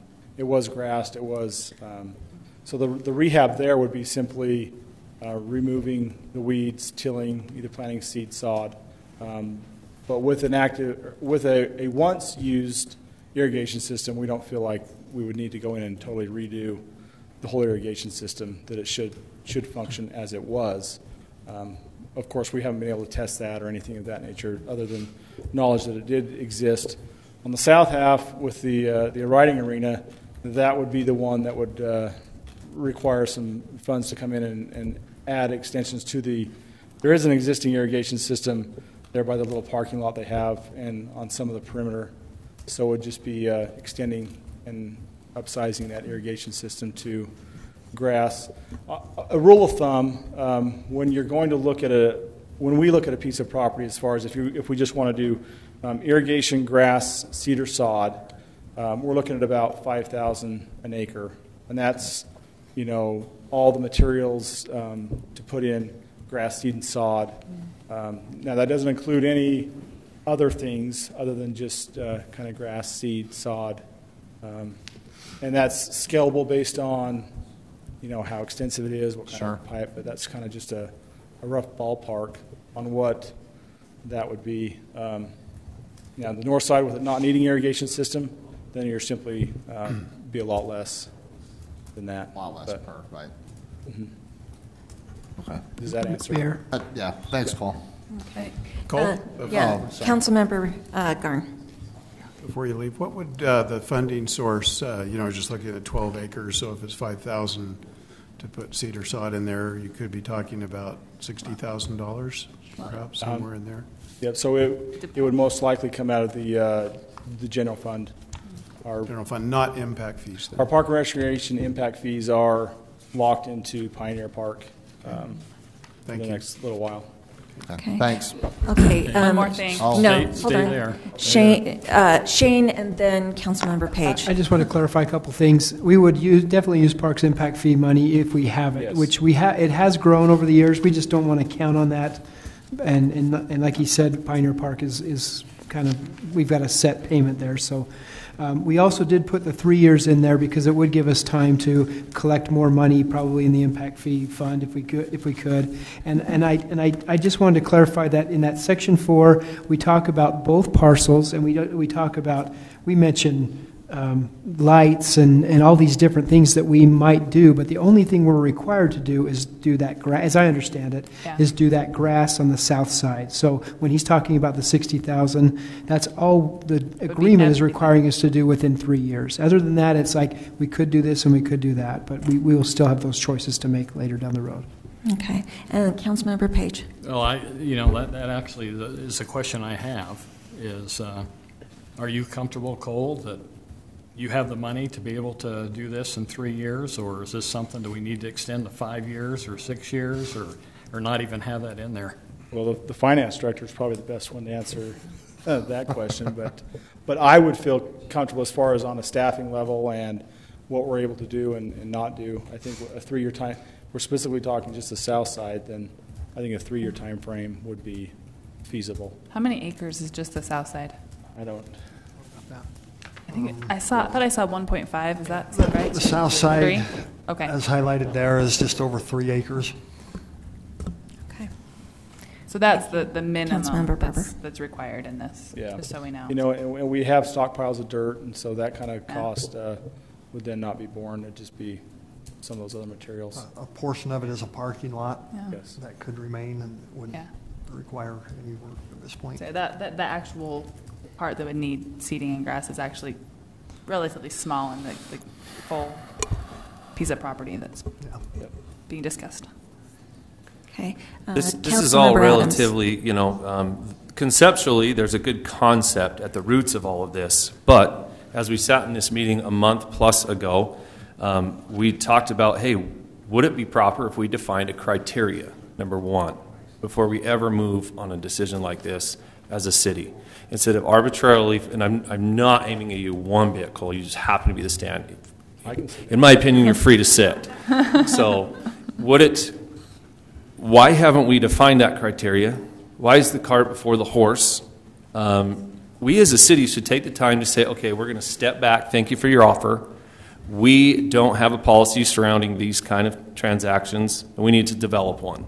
We need to make sure that it fits boom, boom, boom. I would say, number one, it needs to fit that does the benefit outweigh the burden that this will cost us? I mean, it will cost more than $16,000 overall. In the end, you got the maintenance, the long time maintenance of it. You've got the overhead of it. You've got all these kind of things coming into play. So, and are we going to be hearing, well, in 5 years, if we go do a report on who used it and didn't, is this just benefiting the immediate surroundings? Which I have heard, and I won't go into the HOA again, but I will use the term HOA, that the HOA over the years has kind of disseminated. And so there are other areas of this that were in the original subdivision that are not, carrying the burden of this land anymore. How much are we going to deteriorate HOAs? Because we are helping the deterioration if we just take these deals arbitrarily. So, hey, we need a criteria. We need to step back. We need to define it. We need to say, okay, for the 35,000 residents-ish that are here, what's a good criteria for them if we are to do this, if we are to take their money and put it into private land to help rehabilitate it? Because obviously the immediate neighbors are the ones who are going to benefit the most. But we don't just take care of immediate neighbors of problems. We take care of the whole geographical region of Kaysville. So I think we need to define that criteria. B, I'd like to see, before I even start entertaining any kind of thought on this, a site plan. Because I can't even begin to entertain what the city, all of us as residents, can do with that land until I see a site plan of it. I want to see like some soccer fields laid out. So I know lacrosse is hurting, whatever. And are we going to use the detention pond? Are we not? Blah, blah, blah. We need to be really diving into that. Another issue is that the critical piece of what is beautified on the north side, save it doesn't have grass, it's weeds, but it's got nice trees, it's got sidewalks, it's got a big roundabout sidewalk thing, it's got a pavilion. Most of that is owned by Symphony Homes. So Perry where Homes. are they? Small section by Perry Homes. Yeah, well, when Cole and I walked the property, and you had left. With me? Oh. You were gone. And we were like, we went over there, and it was like, we pointed out where the property line was, like, oh, and it was just like a light hit you. It's like, oh my heck, that's really some of the nicest piece of this. Well, we talked about that last week. Councilmember Barber. Last week? Sorry. I always say that last council meeting. Okay. Perry Holmes has been part of this negotiation. Well, I appreciate that, and I hope you're not shunning repetitiveness. You know, again, no, of course not. Transparency over efficiency always is what, you know, David Church has always said. So to kind of shut any kind of public discourse out of this conversation, really, in my opinion, is principally wrong. And I'm not aiming that at you, but it is. So do we have a process? Do we have something locked in? Or are we going to have the next HOA come in? I could gladly bring you a 3-ring binder full of the $150,000 last one that we took on and took care of, and we get no benefit from it. So I think we need to make sure that the benefit has got to outweigh the burden for the whole. Or, you know, and are people ready to give up on what they purchased their home, you know, on the contract they purchased their home under? I don't know that. I'm not aware of that. I've been presented with information that a majority vote has ruled on this. So I think there are some critical things that we definitely, because the one thing I would not like to do out of the outcome of this meeting is give a false impression to these folks on either side of the argument that we're going this way. I don't think we have enough data. Okay, thank you. Other comments? All right. Okay, Councilmember Barber. On the. So after our last discussion, last meeting, we did have, a discussion about, a policy for obtaining things like this, and whether it's needed. And I think there was an email discussion that gave helpful information to me about what that entails. And then there's been a lot of negotiation and compromise. That would be the key, I would say, is compromise from the city as well the HOA on this agreement, which is not final. It's not agreed upon yet. It's just quickly, Councilmember Adams. Emails can be illegal. Okay. No. It should be done here. This is just to discuss all of the negotiations that we've had back and forth. So that's not my key is saying it's a compromise. Obviously, in both parties, you're trying to make sure everybody gets the best benefit possible, but it's always going to be a compromise. And HOA that I've worked with, and I'll work with anybody else, has been good to explain what they're coming from, what they need, and I've very much to ad nauseum explained what I think is the best for the city, what this opportunity is. And you can go back last week, it's entrance to Kaysville from West Davis, all sorts of things like that. I think it roots down to actually, I'm going to call on Councilmember Garn right now because he hasn't had an opportunity to speak. So, Councilmember Garn, please. Yeah, thank you. As I think about this and try to determine what the right thing to do is, one thing I have thought about is if we were, I may have my own opinion on this, but I would be interested in other folks' opinions who have looked at this too, and that is if we didn't have the HOA situation where we were approached and to consider maybe making this essentially a public park, does it make sense from a city planning perspective? I know every park maybe has a local component, but maybe there's something, tennis courts at Gailey Park, all the facilities at Barnes Park that bring people from other places in the city. And then on the other hand, is it okay to have a park in a regional section? Or are there other public parks in that area of town? Would it serve the people in that area of town? And so I guess the question, to be simple, is if we didn't have the HOA situation with that open space, would we perhaps be considering putting a park in that location? And again, I kind of have my own assessment of that, but I would be interested to know Cole or anyone else assessment on if that would be an area where we would have perhaps identified on our own as a good place for a park. Okay. Pin in that. Councilmember DeCare. Just for maybe clarification purposes for those of us on the staff or those of us here in the council that may not be explicitly familiar with this. I worked on this on the Planning Commission, but maybe for those that are in the audience too, do you happen to have overhead of this that you could pull up maybe? I mean, I know it might be a little bit older in that and stuff. The one from the last packet was helpful. I mean, if it's a big song and dance, then maybe we don't. Real quick. Oh, It has like the pavilion and the walking path. Yeah. And that's the one you're looking for. Yeah. Yeah. Like a Google Earth image or something? Yeah, like that. You pull it up on Google Earth. Yeah. GIS. And the one from last. It's coming. Don't you love all the people telling you what to do?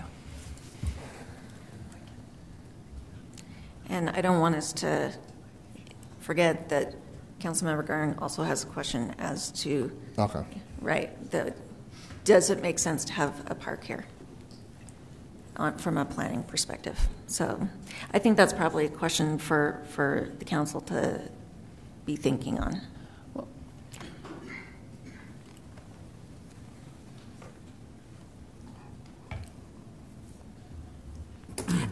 Yes, Shane. Maybe while he's pulling that up, just to Councilmember Garn's question, we did talk about that in our discussions, and I think if we had to do it from scratch, it is kind of the edge of the city. It does benefit those residents if it can be used for as a destination for soccer practice or something, that would be beneficial. But I think it came down to our discussion as does it cost us nothing? If it costs us nothing, we're very interested in that park in our city and almost in any location.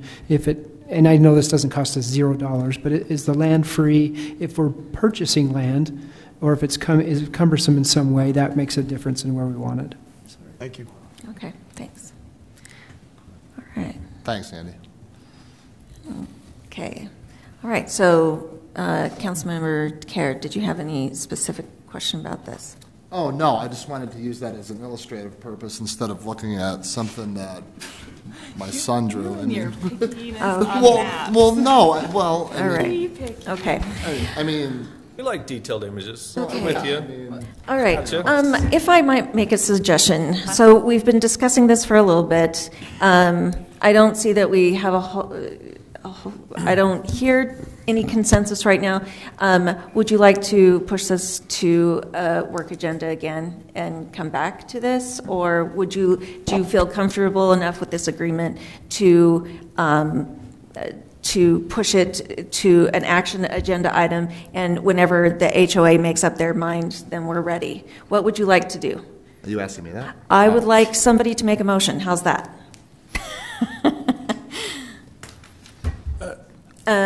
I mean, I'd like to point out a few more things while this photo is up. Thank you, Councilmember DeCare. Now we can see the defined line. You can see the pavilion down there that is in the land and what is not. There's that little roundabout and really nice open space up into there. So I think that ought to be taken into consideration. Potentially a fence will be there, because you look at all that open space around that new chapel down there that Symphony Homes apparently owns, and there could be a fence there.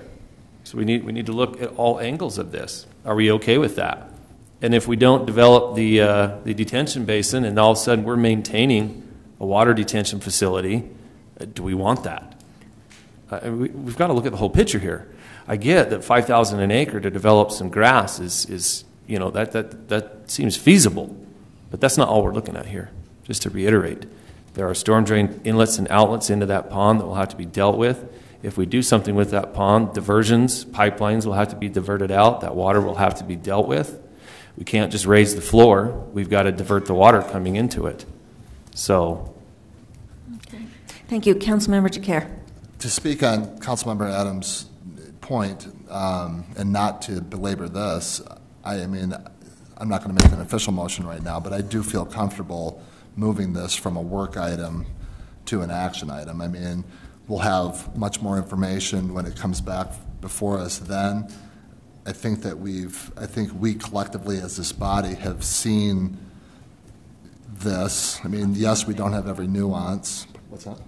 Oh, no, I mean, we don't have every nuance, I get that, but when it comes before us, as an action item, we can ask more questions, we can kind of look at it and that. But to keep this as a work item, I really don't think is prudent or beneficial. Okay. All right. Well, I'd love to entertain a motion at this time then. I guess with that being said, then I'll make a motion that we move Schick Farms open space agreement discussion from a work item to an action item. Second. Okay, thank you. It's been moved by Councilmember DeCare and seconded by Councilmember Garn. Comment? Yes, any further comments? You don't have to Adams. answer, Councilmember DeCare, but I would like to address you and ask, is out of curiosity. So at this stage, without having a site plan on this, was totally shooting from the hip with what we're going to do with it. In 2 weeks, if this is on our agenda, I mean, which way would you kind of be leaning? Would you like to see a site plan? Would you like to know what we're getting into? Yeah, absolutely. So maybe maybe I'll substitute your motion and say that, I think that before we see this again, we ought to have a site plan. We ought to know what we're getting into. We ought to at least have an overlay of what the land could be used for, what fits, what soccer fields fit, what lacrosse field fits, what is the benefit. I'll just interject. So it might be several years before we actually decide what to do with this. If we have a site plan and the situation changes and then we actually have a real need for a hula hoop court, so can we change it at that time? Absolutely. I don't think there's any document that's ever set in stone, but conceptually we ought to have a clear understanding of the scope of what this might be and what we might create and what possibilities we can create out of this, instead of just not knowing and just taking this land on and not being able to represent to the people, well, here's the concept. This is the goal we're working towards. Councilmember DeCare and then Councilmember Barber. I can entertain where Councilmember Adams is coming from without question. I completely and wholeheartedly can understand where that's at. So. And do we have a stipulation on when it needs to be developed, beautified? Not developed, let's say beautified, at least around the pavilion. There's no restriction. We can sit on for 20 years. Right. They don't care. There's nothing put in there. You can look in the agreement. No, I trust you.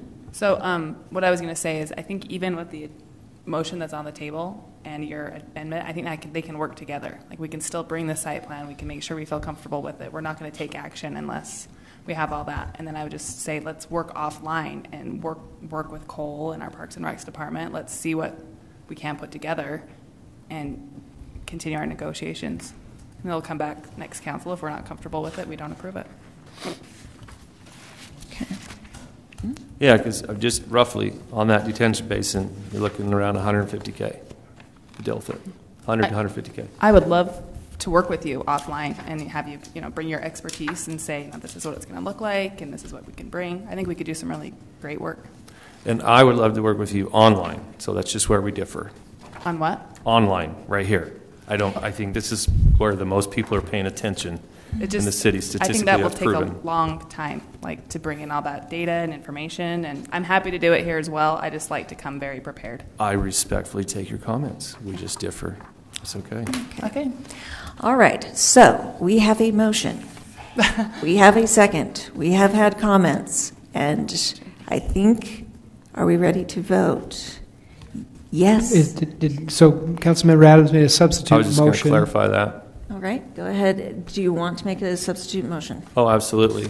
I'd like to affirmatively support Councilmember DeCare's motion there, but I add to it a substitute motion that before we see this again or when it comes back, that needs to have a conceptual overlay of what can be done with the property.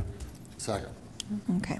Mayor, yes. Comments? Yes. Most site plans I've seen cost thousands of dollars, so we would be spending city funds and putting that conceptual plan together, which I think... I don't mind if Cole comes up with it with his department, just a quick overlay of here's the dimensions, here's what could be done. Give us something that we can look at. Not the actual development plan, but just what? Conceptual. Yeah. Right. Don't go pay anyone. Okay. If someone just wants to take some dimensions of soccer fields, a baseball field, and just say, draw here's it on what, a map even. Here's what can fit. Here's a conceptual. Okay. And that's okay. And I want to entertain ideas from. Okay. I want to also substitute my own substitute. I would also like to see, and I'd like to see if you guys would support it. I don't think we can do that. I think then I amend my substitute. Okay, let's do that. I amend my substitute that not only do we have a concept brought back to us of what can be done so that we can weigh out the burden versus the benefit. But I'd also like to see, a report back on where the residents in this HOA stand, because they're looking to us as their leaders also to help defend their rights. I feel Why is that very. why does that repulsive? I feel very. Do you not represent them? I feel you very. don't represent this HOA. You represent all the people in this neighborhood. They're going to take care of their part. Okay, I think that's a bridge too far. Can a council member not ask if his residents with voting rights? Where did it come in? Does your majority support this or not? You're honestly saying that we should not ask that. That's their responsibility, not ours. Well, that's up for debate. It is. So Fair? let's, yes. I just, on that point, we've met with both sides of the issue, but we have no sense of how many people sit on both sides of the issue, so we would look to a vote, a formal vote of the HOA before we would know where the majority lies. So 51% agree with something, or right. So we have met with both sides of the issue on several occasions. And so they're going to have a vote. We don't have to do that. That's why we can ask, confused. Do you not represent your citizenry? Do you not want to know how they feel? Councilmember Adams. So I think you have. You're just allowing some officials whose terms have expired in an HOA to come and tell you what their neighbors think and see and feel? You don't want to know? I think we have consensus. The point is delivered. Your original substitute was acceptable. The amended. Can we go on with that? You have to have a second in order to approve. I'll lay it on the table. All right. Do we have a second for the amended substitute? Do we have a second for that? So, sorry, just to be clear, is that the one with the consensus from the HOA? He wants there to be a tally. Oh, a report back would be fine. Yeah. Do we have a second for the amended substitute? No, we do not. Okay, we'll go back to just the substitute motion, which we do have a second for. So we will vote on the substitute. And we will start with Councilmember Page. Aye. Aye. Aye. Aye. It's your motion. Yeah, but it's not the amended. Are you not clear? It was your substitute that we were voting on. That's okay. So not the goal. Nay. Okay, it still passes 4-1. So should we take great. A break? You're digging into some personal that's okay. sidestepping here. I think we're should we take a 5-minute break? To move on. Okay. Thank you. We'll take one when Staff, you want one. do you have enough information? Yes, thank you. Okay, thank you very much. All right, now we're going to move on to library building discussion. Okay, so I thought it would be a good time for us to kind of recap where we are with the library. So just historically speaking, so when the county took over the city's library system, and then they subsequently moved to a new building over off of 2nd North, left the building here on the city block empty. And it was always thought to, we were going to put city offices into that building.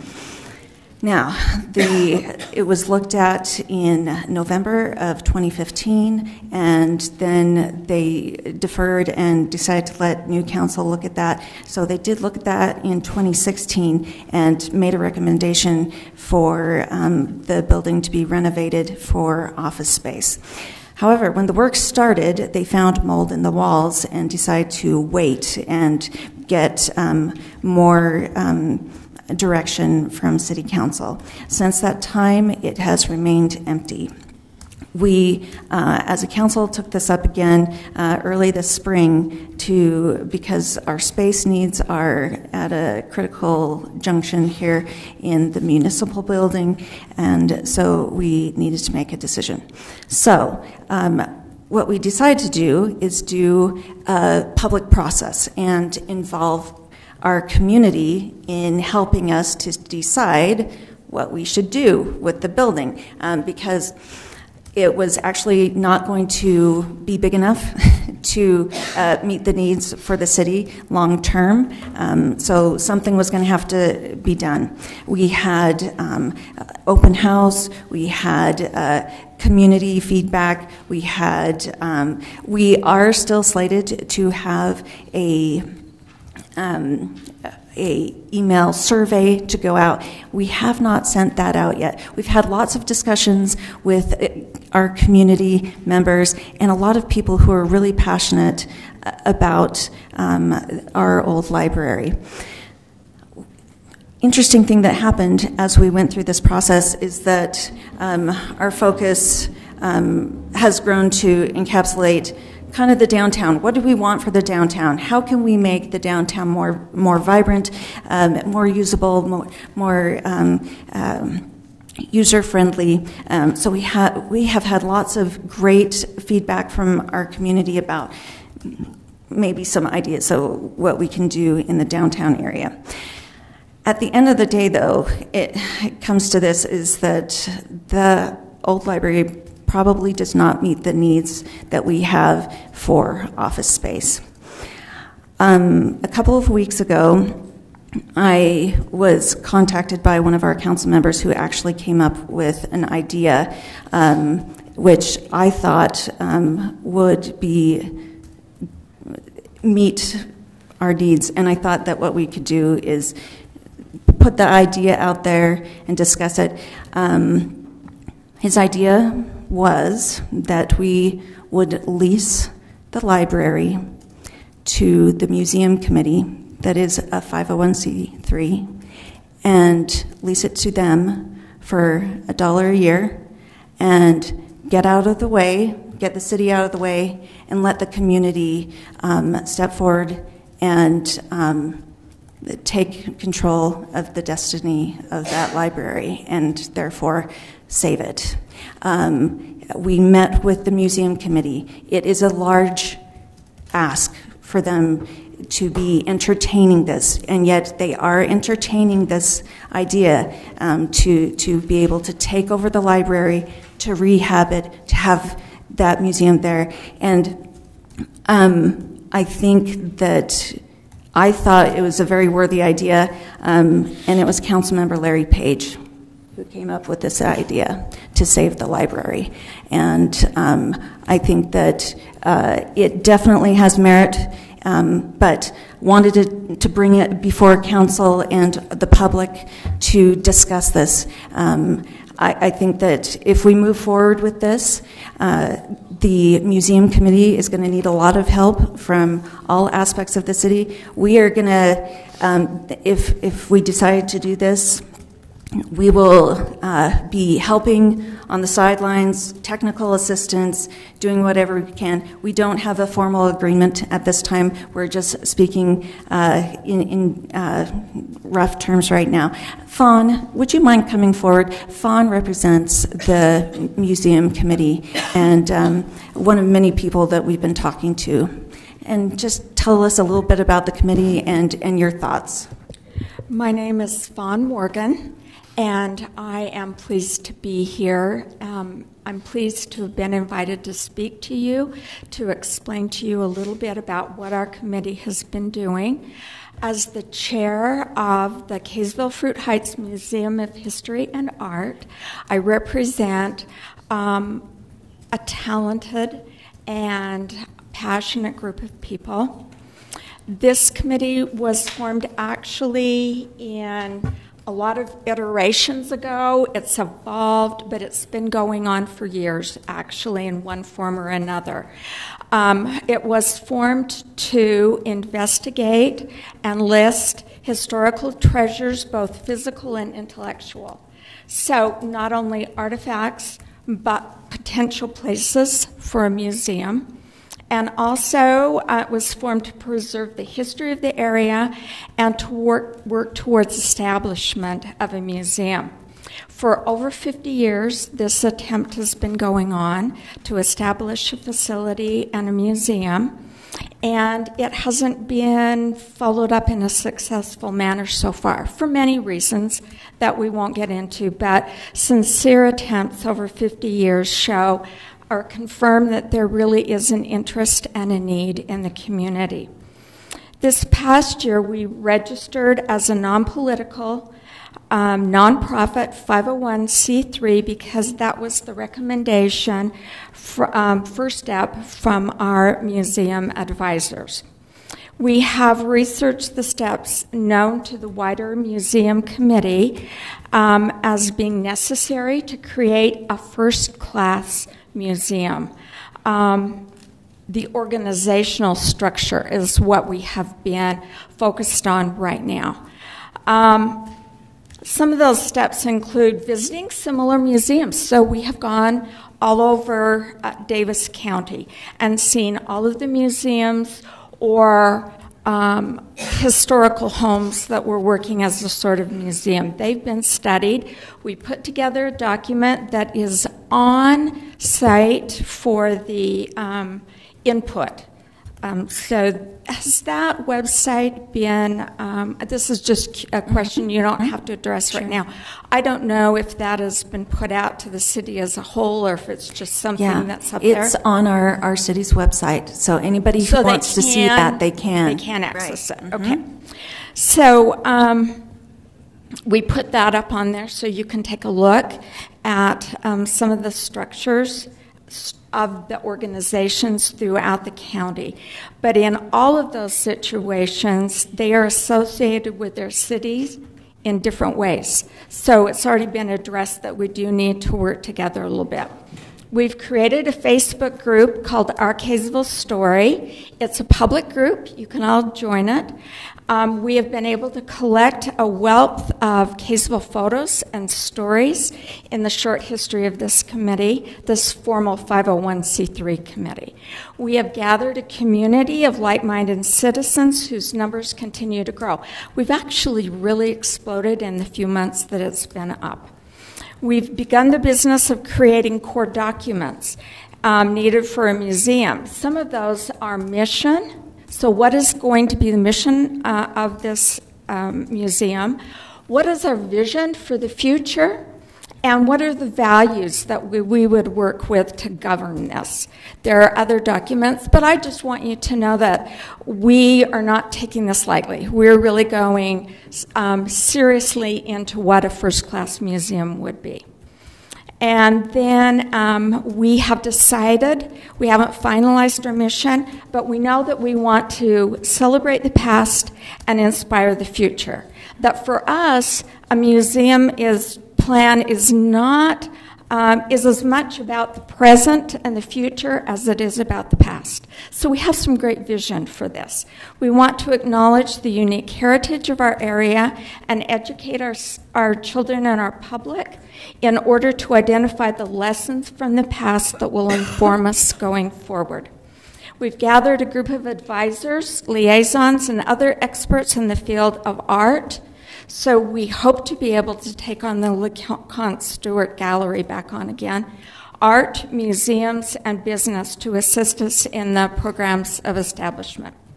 While our proposals will not be easy to achieve, they will require the active support of the entire community, individuals, businesses, and government.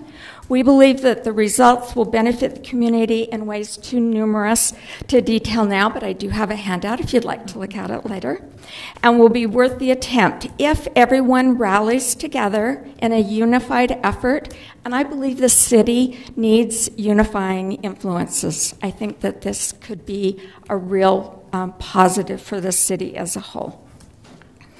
And we want the opportunity to give it a shot, but that will require considerable donation of talent citywide. We believe it's valuable to know, and I hope you will, you'll find this little tidbit interesting. In the 1920s, Kaysville's precursor to the JCs was a group called the Commerce Group. And they were active, independent, citizen-driven entity who worked in partnership with the city to research solutions, fundraise, and create grassroots support for needed programs that the city couldn't manage on and provide for alone. These are similar to the goals that we have now. We think there are exciting possibilities ahead, and we thank you for the opportunity to share our vision with you in part. All right. Thank you, Fawn.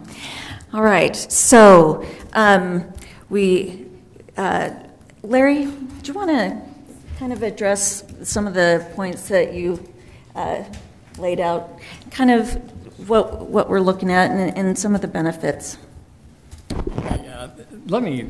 I need to probably go back and kind of got the wheels turning.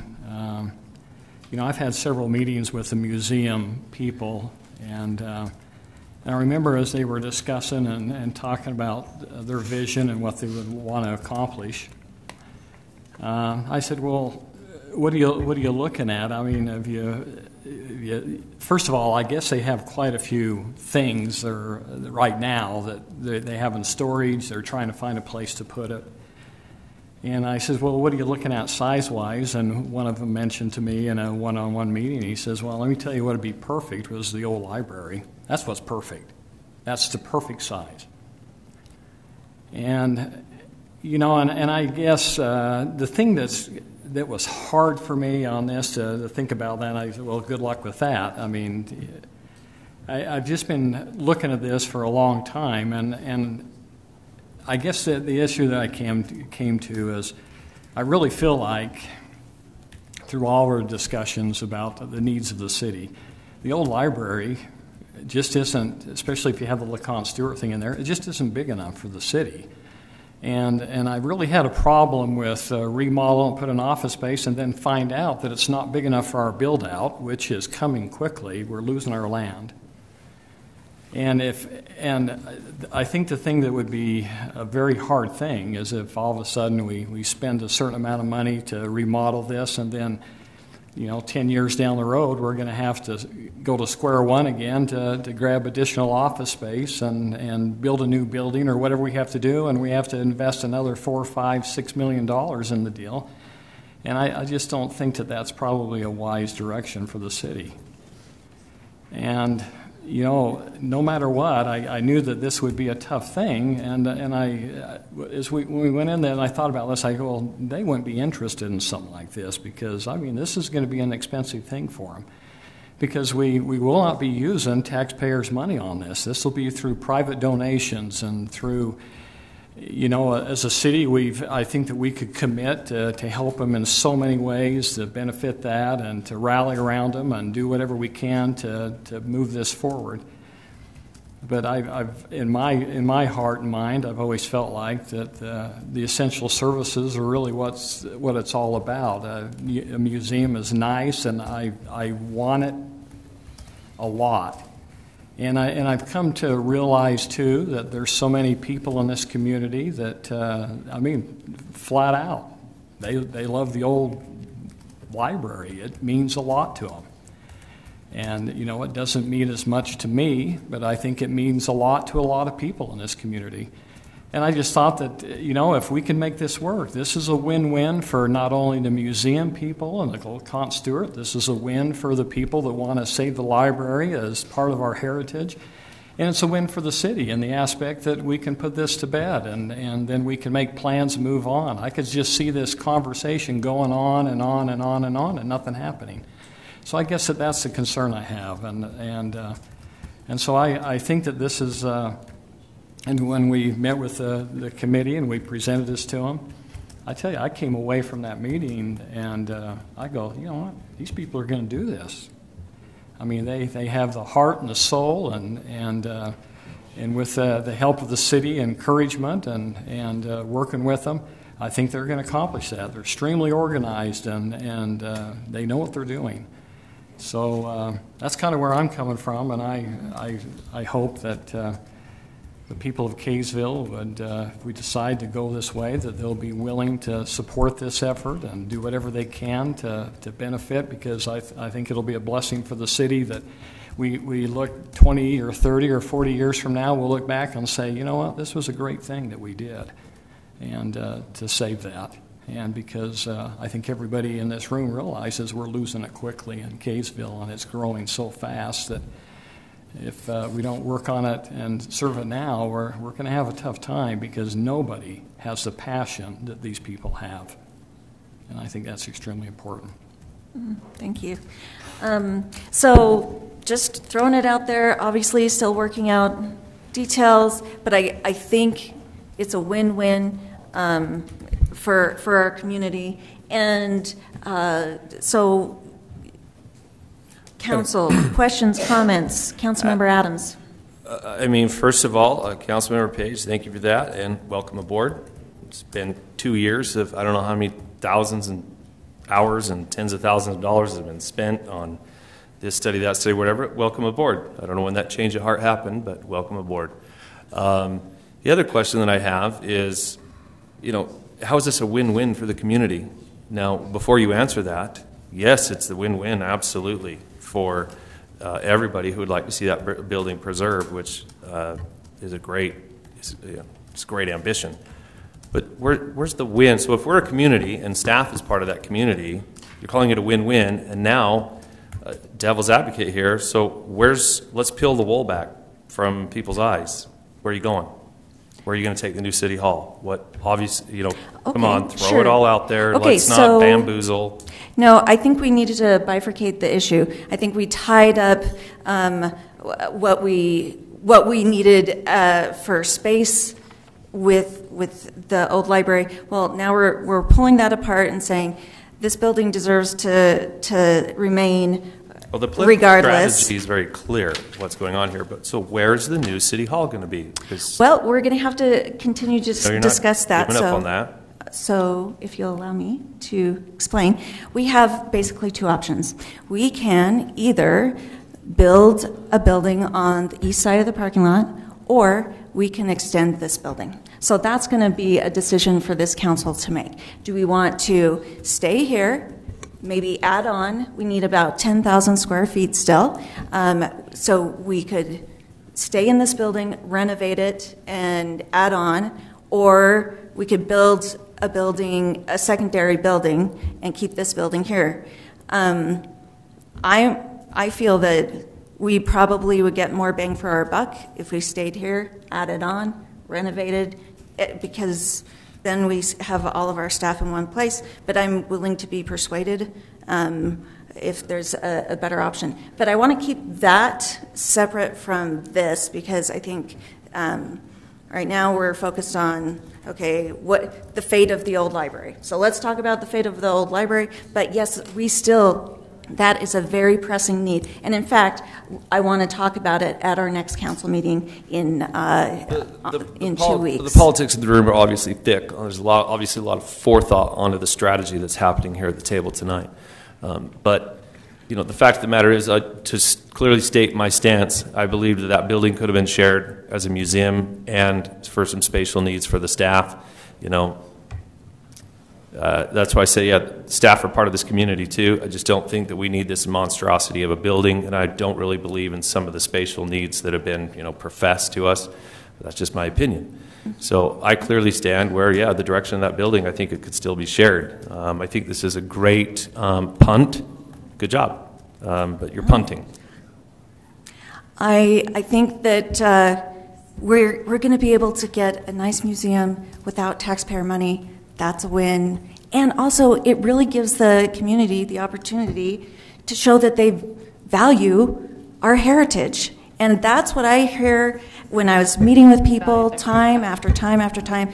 They were telling me, we want to save this library. We will donate to this. And I'll rest on the matter on that area. I'm going to disagree. We will find out. Absolutely. When you play forth a brand new city hall. I welcome it. I think this is an exciting time, and I'm very encouraged with the support and the vision and the enthusiasm of this community. I believe we said at the beginning, we're going to come up with something awesome. I think we're coming up with something awesome. Present itself through the community. Absolutely. And it was because of the conversations that we had with the Greg Franks and the Fawns and the Mike Martins and everybody who came out. It was because of those discussions that this idea was able to come together. And it's not just one person. This is a community solution to a community problem. So I think it is absolutely a win-win.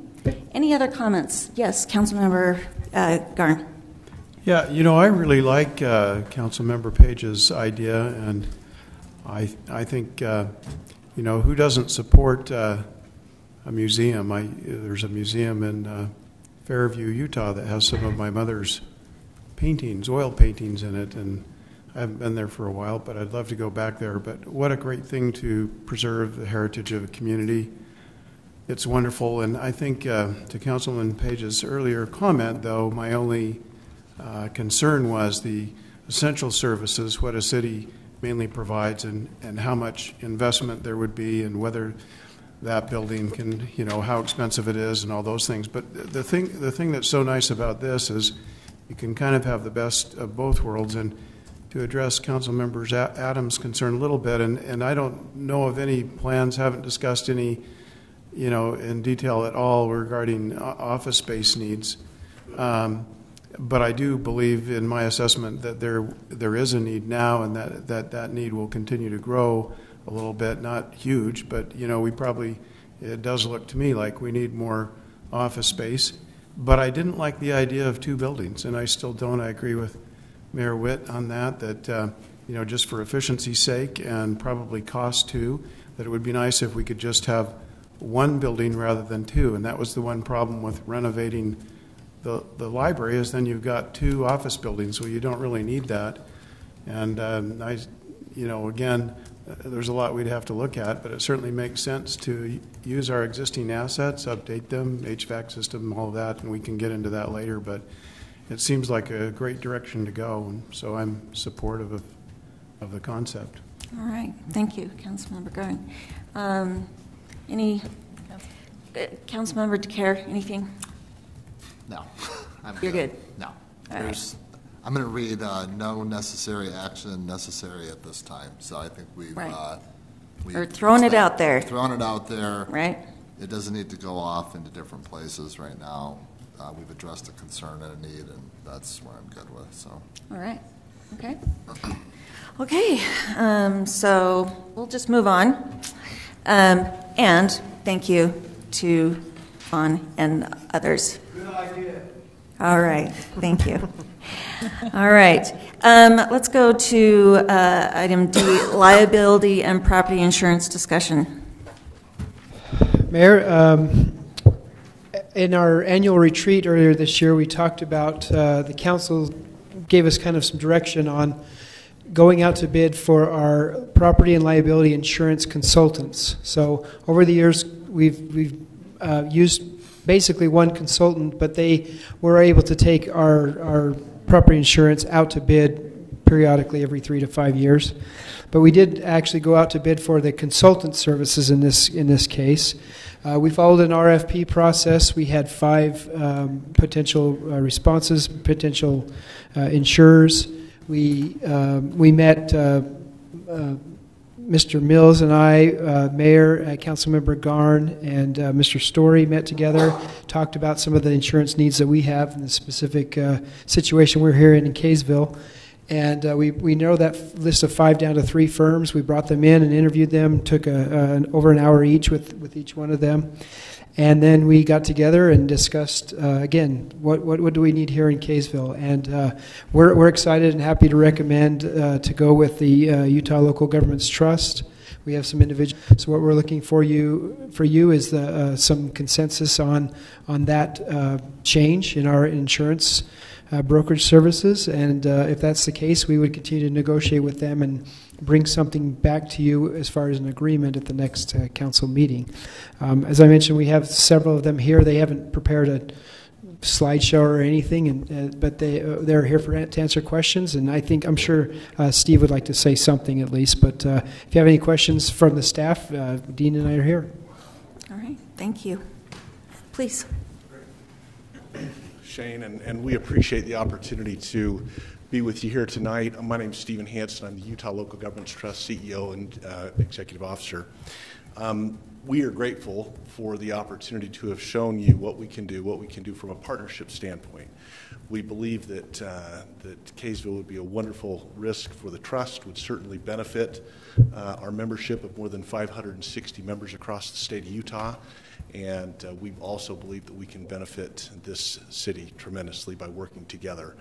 As I mentioned when we've met before, we really, as a pool, as a trust, we're really betting on the management of the organizations that we do business with. And we're extremely impressed with this organization, the way this is run. And we're just excited for the opportunity to partner with Kaysville and hope that'll happen.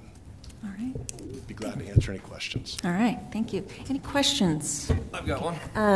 Councilmember Adams. What all areas of insurance does the trust cover? Because you're looking at, 2 areas right now for us, right?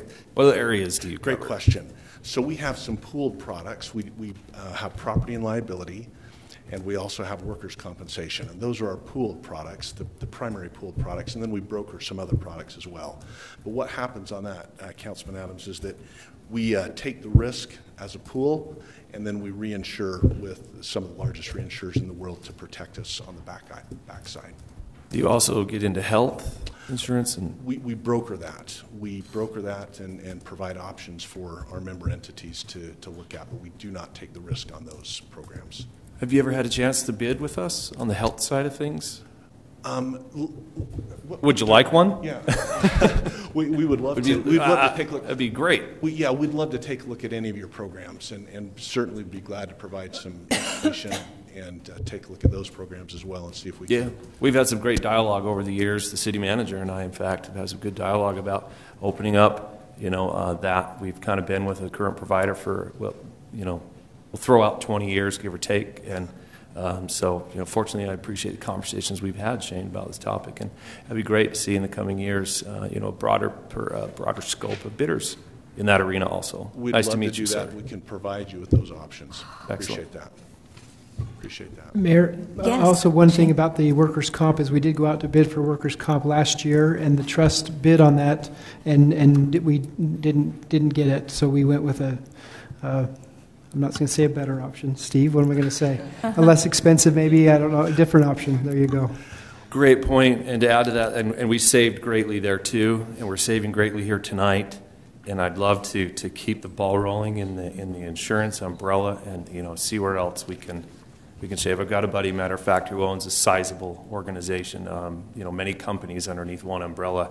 Sure. And in one of those companies, and his insurance agent was his best friend. I know that gets tough, but in one of those companies, shaved off about $80,000 this year. And I asked him, I says, well, did you give your friend a chance to compete? And he says, bid's a bid. So it'd be great to keep this ball rolling. Thank you, and we're excited for that partnership. The way this works is that we partner and we work together, and you're an owner of the company, and so we're just excited about the prospects. Right. Thank you. Councilmember Garn. Just a couple of other brief questions. So this is interesting. I've been aware of the Utah City, and now Utah Local Government Trust. Yeah, thank you. For some time, and I've been working on the Utah Insurance Department since 2006, but I did a little history again. In 1974, the Local Government Trust was actually created by statute 63, or the possibility that there could be a pooled trust where member cities and counties and special districts can band together and pool their risk, which makes a lot of sense. It's law of large numbers, and as it's grown, that's made you much stronger. And I think you have 500 different entities in Utah now, many cities and 11 counties of the 29 counties in Utah. In 2002, before my time with the insurance department, there was actually other legislation that said, look, this is essentially cities self-insuring. And so we don't really need insurance department regulation. And so that, I guess my question from that would be, how do you assess risks to the solvency of the trust, and how do you ensure without that insurance department, I guess, regulation that you're actuarially sound and that pricing is, and also that one other question to that is the board members tend to be members of mayors or city council people, and sometimes there could be like a tendency or a pressure to keep rates low to the point where surplus could drop to levels where there might be a solvency concern. So how do you address that risk management part? Great question. Thank you. First of all, we have, as you mentioned, we have a board of directors that's made up of cities and towns, counties, and special service districts and appointed people. And one of the responsibilities that they have, of course, is to be very impartial and to make sure that, to your point, they're protecting the whole of the organization. What we do with that, with regard to reinsurance, is we take the risk on the first layers, the first self-insured retention, $1 million on the liability side, $150,000 on the property side, and $1 million, $750,000 on the workers' compensation side. And then, so that's the risk that we're taking. Now we have our actuaries behind the scenes making sure that all of our reserves are updated and properly set so that we're able to set rates and make sure that we're protected within those layers. And then what happens beyond that is our reinsurance, comes into play after those retentions are met, and then we're relying on the financial strength and capacity of those reinsurers, which are the largest reinsurers in the world. We reset those. We have our actuaries look at those numbers regularly and reset those numbers and make adjustments at least twice a year to adjust those reserves to make sure we have everything we need. Thank you. Thank you. All right. Thank you. Any other questions? All right. No Thank other questions. Thank you.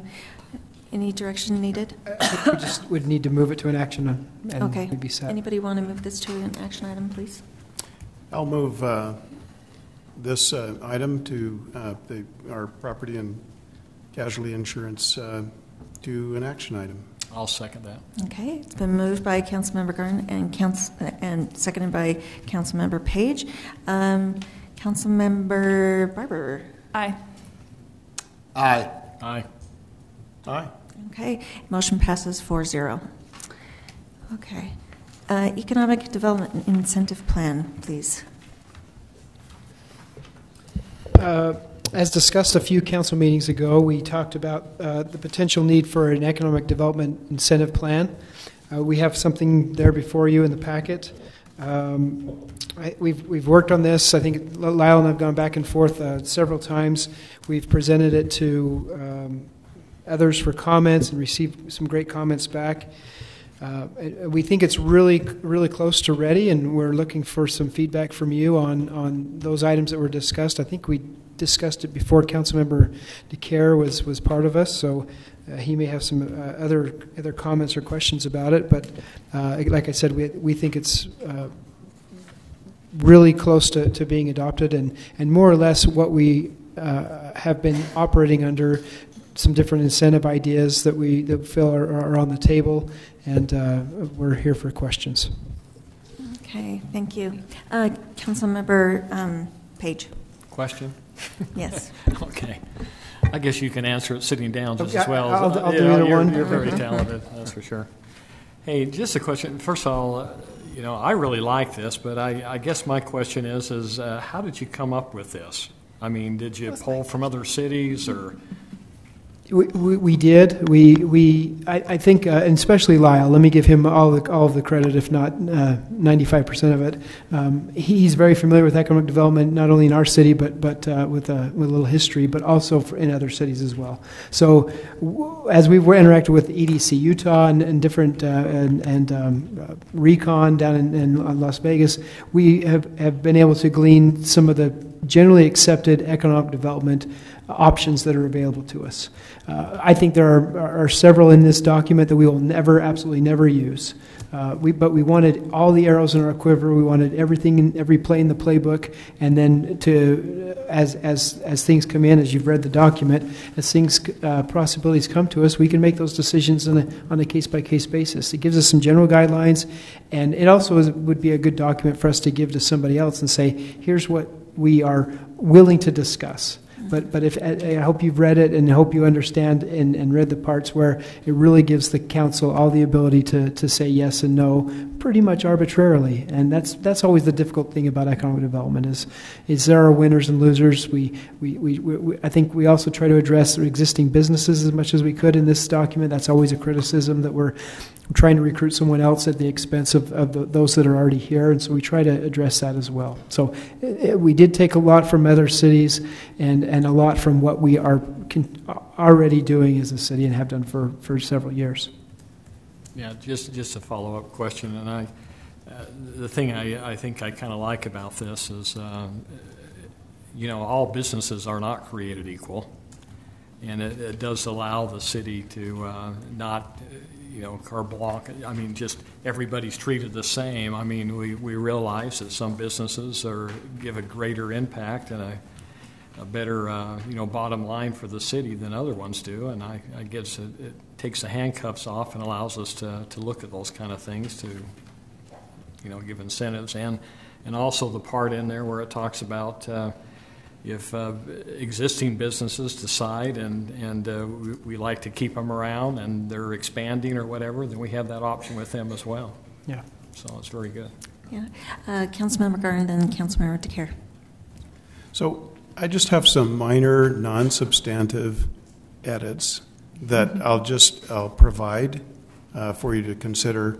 But I do have one substantive question, and that is where it says in the purpose paragraph at the beginning, it says, Kaysville will only consider offering incentives for projects that demonstrate a return to the city and will only be considered if the project would not be possible without that assistance. So that's very broad. What do we mean by would not be possible? For example, would included in that, if there's competition from other cities that are vying for that business and they would provide an incentive, but Kaysville would not, would otherwise not be possible, mean not be possible in Kaysville or not be possible for the business?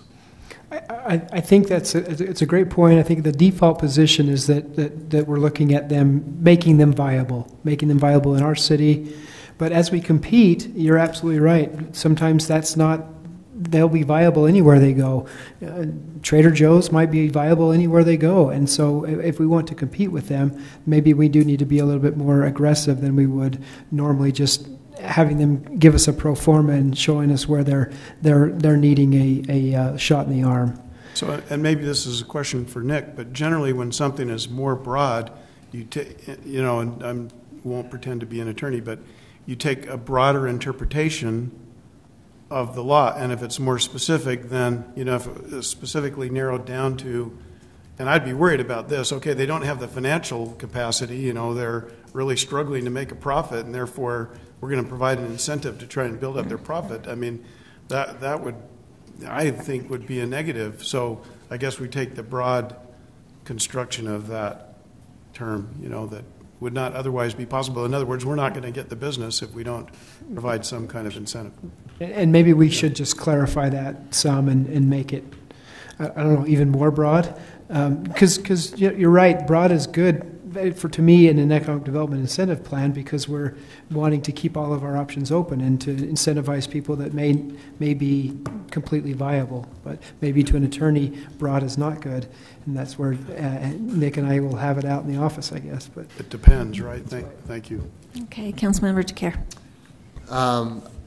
I pored over this exhaustively over the past several days, and I think that having something like this in place for our city and here in Kaysville is vitally important. Taking anything that can help shift and alleviate the tax burden of residential property owners. We can attract new business, we can get new folks here. I'd really like a couple of these points here where we can add new and unique tenants to the market or trade area. We don't need 15 of the same thing here. Being able to diversify our business base and our commercial base is vitally important here. Demonstrating a long-term commitment to the city. is vitally important too. And something that's important to me is attracting businesses and folks whose vision is consistent with our own community's vision. And I think that we, as Kaysville, have a very focused idea of how we've wanted to mold this city over the past several decades. And I think having something like this in place that will be congruent with that and that will foster business development and economic growth is only moving things in the right direction. So thank you for putting this together. Thank you. Yeah, great. I'd entertain a motion at this time to move it to an action agenda item. I'll make a motion that we move the Economic Development Incentive Plan to an action item. I'll second. All right, it's been moved by Councilmember DeCare and seconded by Councilmember Page. Any further comments? No.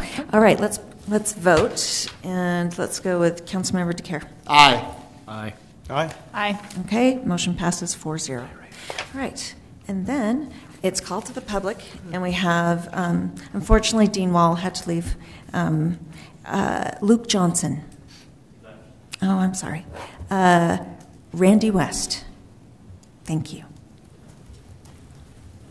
Well, first off, I want to thank the City Council for the great work you've been doing here in Kaysville. I've lived here for 18 years. My mother graduated from Davis High School with Governor Calvin Rampton. That's how long ago that was. And she was a page. Hey, there we go. So anyhow, my suggestion to you is to set up some training on Robert's Rules of Order that will stop some of these takeovers that have been occurring here in this meeting tonight. It's a matter of keeping civil. It's a matter of keeping things in line. Moving through agenda, we should have been this agenda, but it should have been done here at 8:30 at the latest. But that's just a suggestion. If you all go and I'll participate in it, it's a great training. I've been through it, and I can't do it for you, but but it'll keep it civil, keep you moving a little bit better. So just a suggestion. Thank you. Okay. Thank you. Thanks. And Brig Lewis.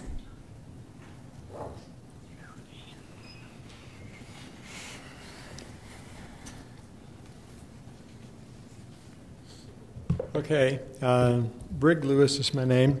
I noticed earlier that when we first called for a recess, that the mayor and two council people collected right here at the podium with a discussion with one of the citizens in here, which I think is a violation of Kaysville policy.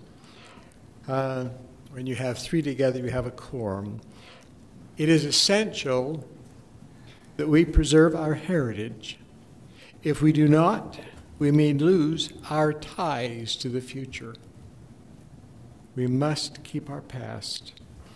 Now is another note, a caution on taxes and fees. And I don't know if any of you have heard the discussions that are going on in the Congress, not necessarily the forefront, but amongst people. They're talking about a debt jubilee and the student loan problem. They're also talking about a UBI, which stands for a Universal Basic Income. There are also several state pension funds that are very near bankrupt. Serious. And the federal government will not be able to bail those out. If every 8 to 10 years we've gone through a recession, we're due for one now. If something starts happening, people, our citizens, are going to get pinched very much. We need to be careful on what we raise in taxes and what we do with the monies that we have, and be mindful of those. Houston, Texas, is laying off hundreds of employees because they don't have the money. They could just raise taxes and force the issue, but they're not. Be careful with us old folks. I turn into a pumpkin long before now, but I just say, be mindful of the people who are living on a fixed income. Thank you. Thank you, Brig. And also, as this is an open meeting, it is completely appropriate for different combinations of mayor and council to be together in this room. It is appropriate. Okay, moving on, we are going to go to council member reports. Was Lynn not on that? Oh, Lynn, I don't have you on my list. I'm so sorry. Can I talk to you after? I'd love to hear from you. Okay, thanks. Okay, council member reports. Let's see. Let's do power. Well, we had a couple of power agenda items on here. They both things look good. We're going to move them to action items, things along those lines. Got a UAMPS toolkit to go to next week on Wednesday. And I've also got a Utah League of Cities and Towns, which I know is land use, but I'll be going to that next Thursday and Friday as well. So, but outside of that, nothing else to report. Okay, wonderful. Thank you. You're welcome. All right. That's Parks and Rec. We had a couple great events. Cole Carr's event was well.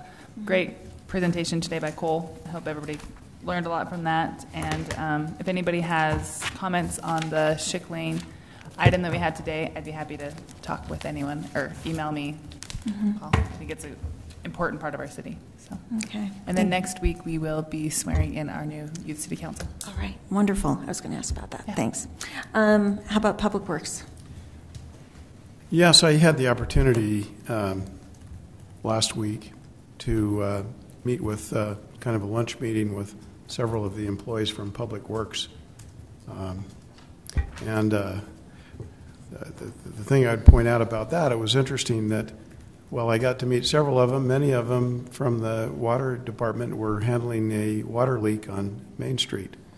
And it just it reminded me that even sometimes lunch, that these people are on call, our public servants in Public Works are on call 24/7. Whenever there's a leak or problem, they're there. It was nice opportunity to get to know them a little better. And I would say, though, that just future assessment, whether I'm here just another 15 months, great people will replace me. Great people are already here on the council.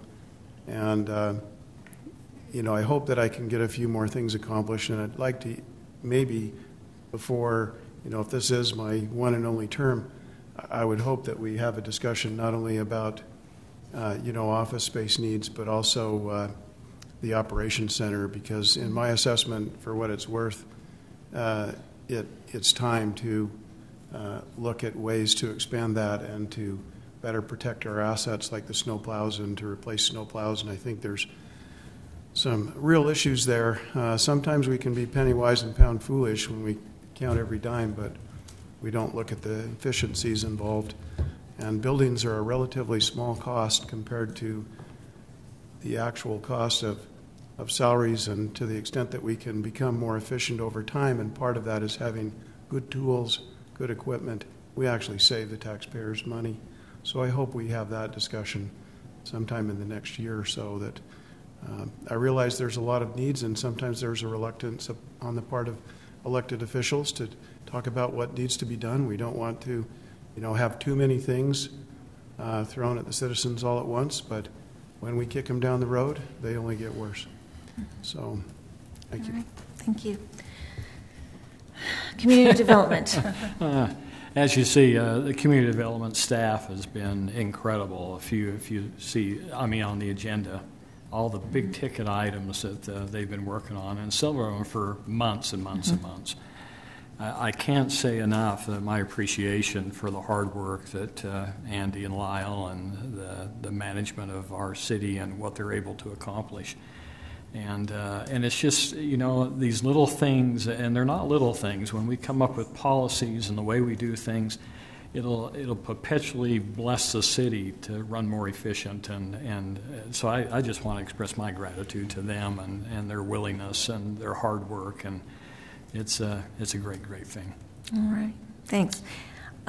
Briefly, I want to mention a couple of things. We're doing something new. We're going to have Q&A with the City Council starting on the 15th. So it'll be the third Saturday of the month, and it'll be from 10 till 11 here in Council Chambers. Not everybody has their Thursday nights free, and so we're trying something a little bit different. So if you have something that you want to jump into with some City Council people, please come September 15th right here for about an hour, and we'd be glad to answer questions and get ideas from you.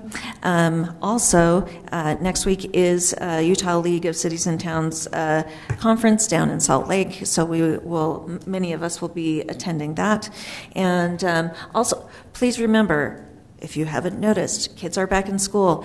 Please, I had the opportunity to walk to school at Case Creek Elementary, and there were folks on their phones blowing through the crosswalks. So please be very aware of what you are doing behind the wheel. Thank you very much. All right, I will entertain a motion to adjourn. So moved. Second. All right, all in favor? Yay. Thank you.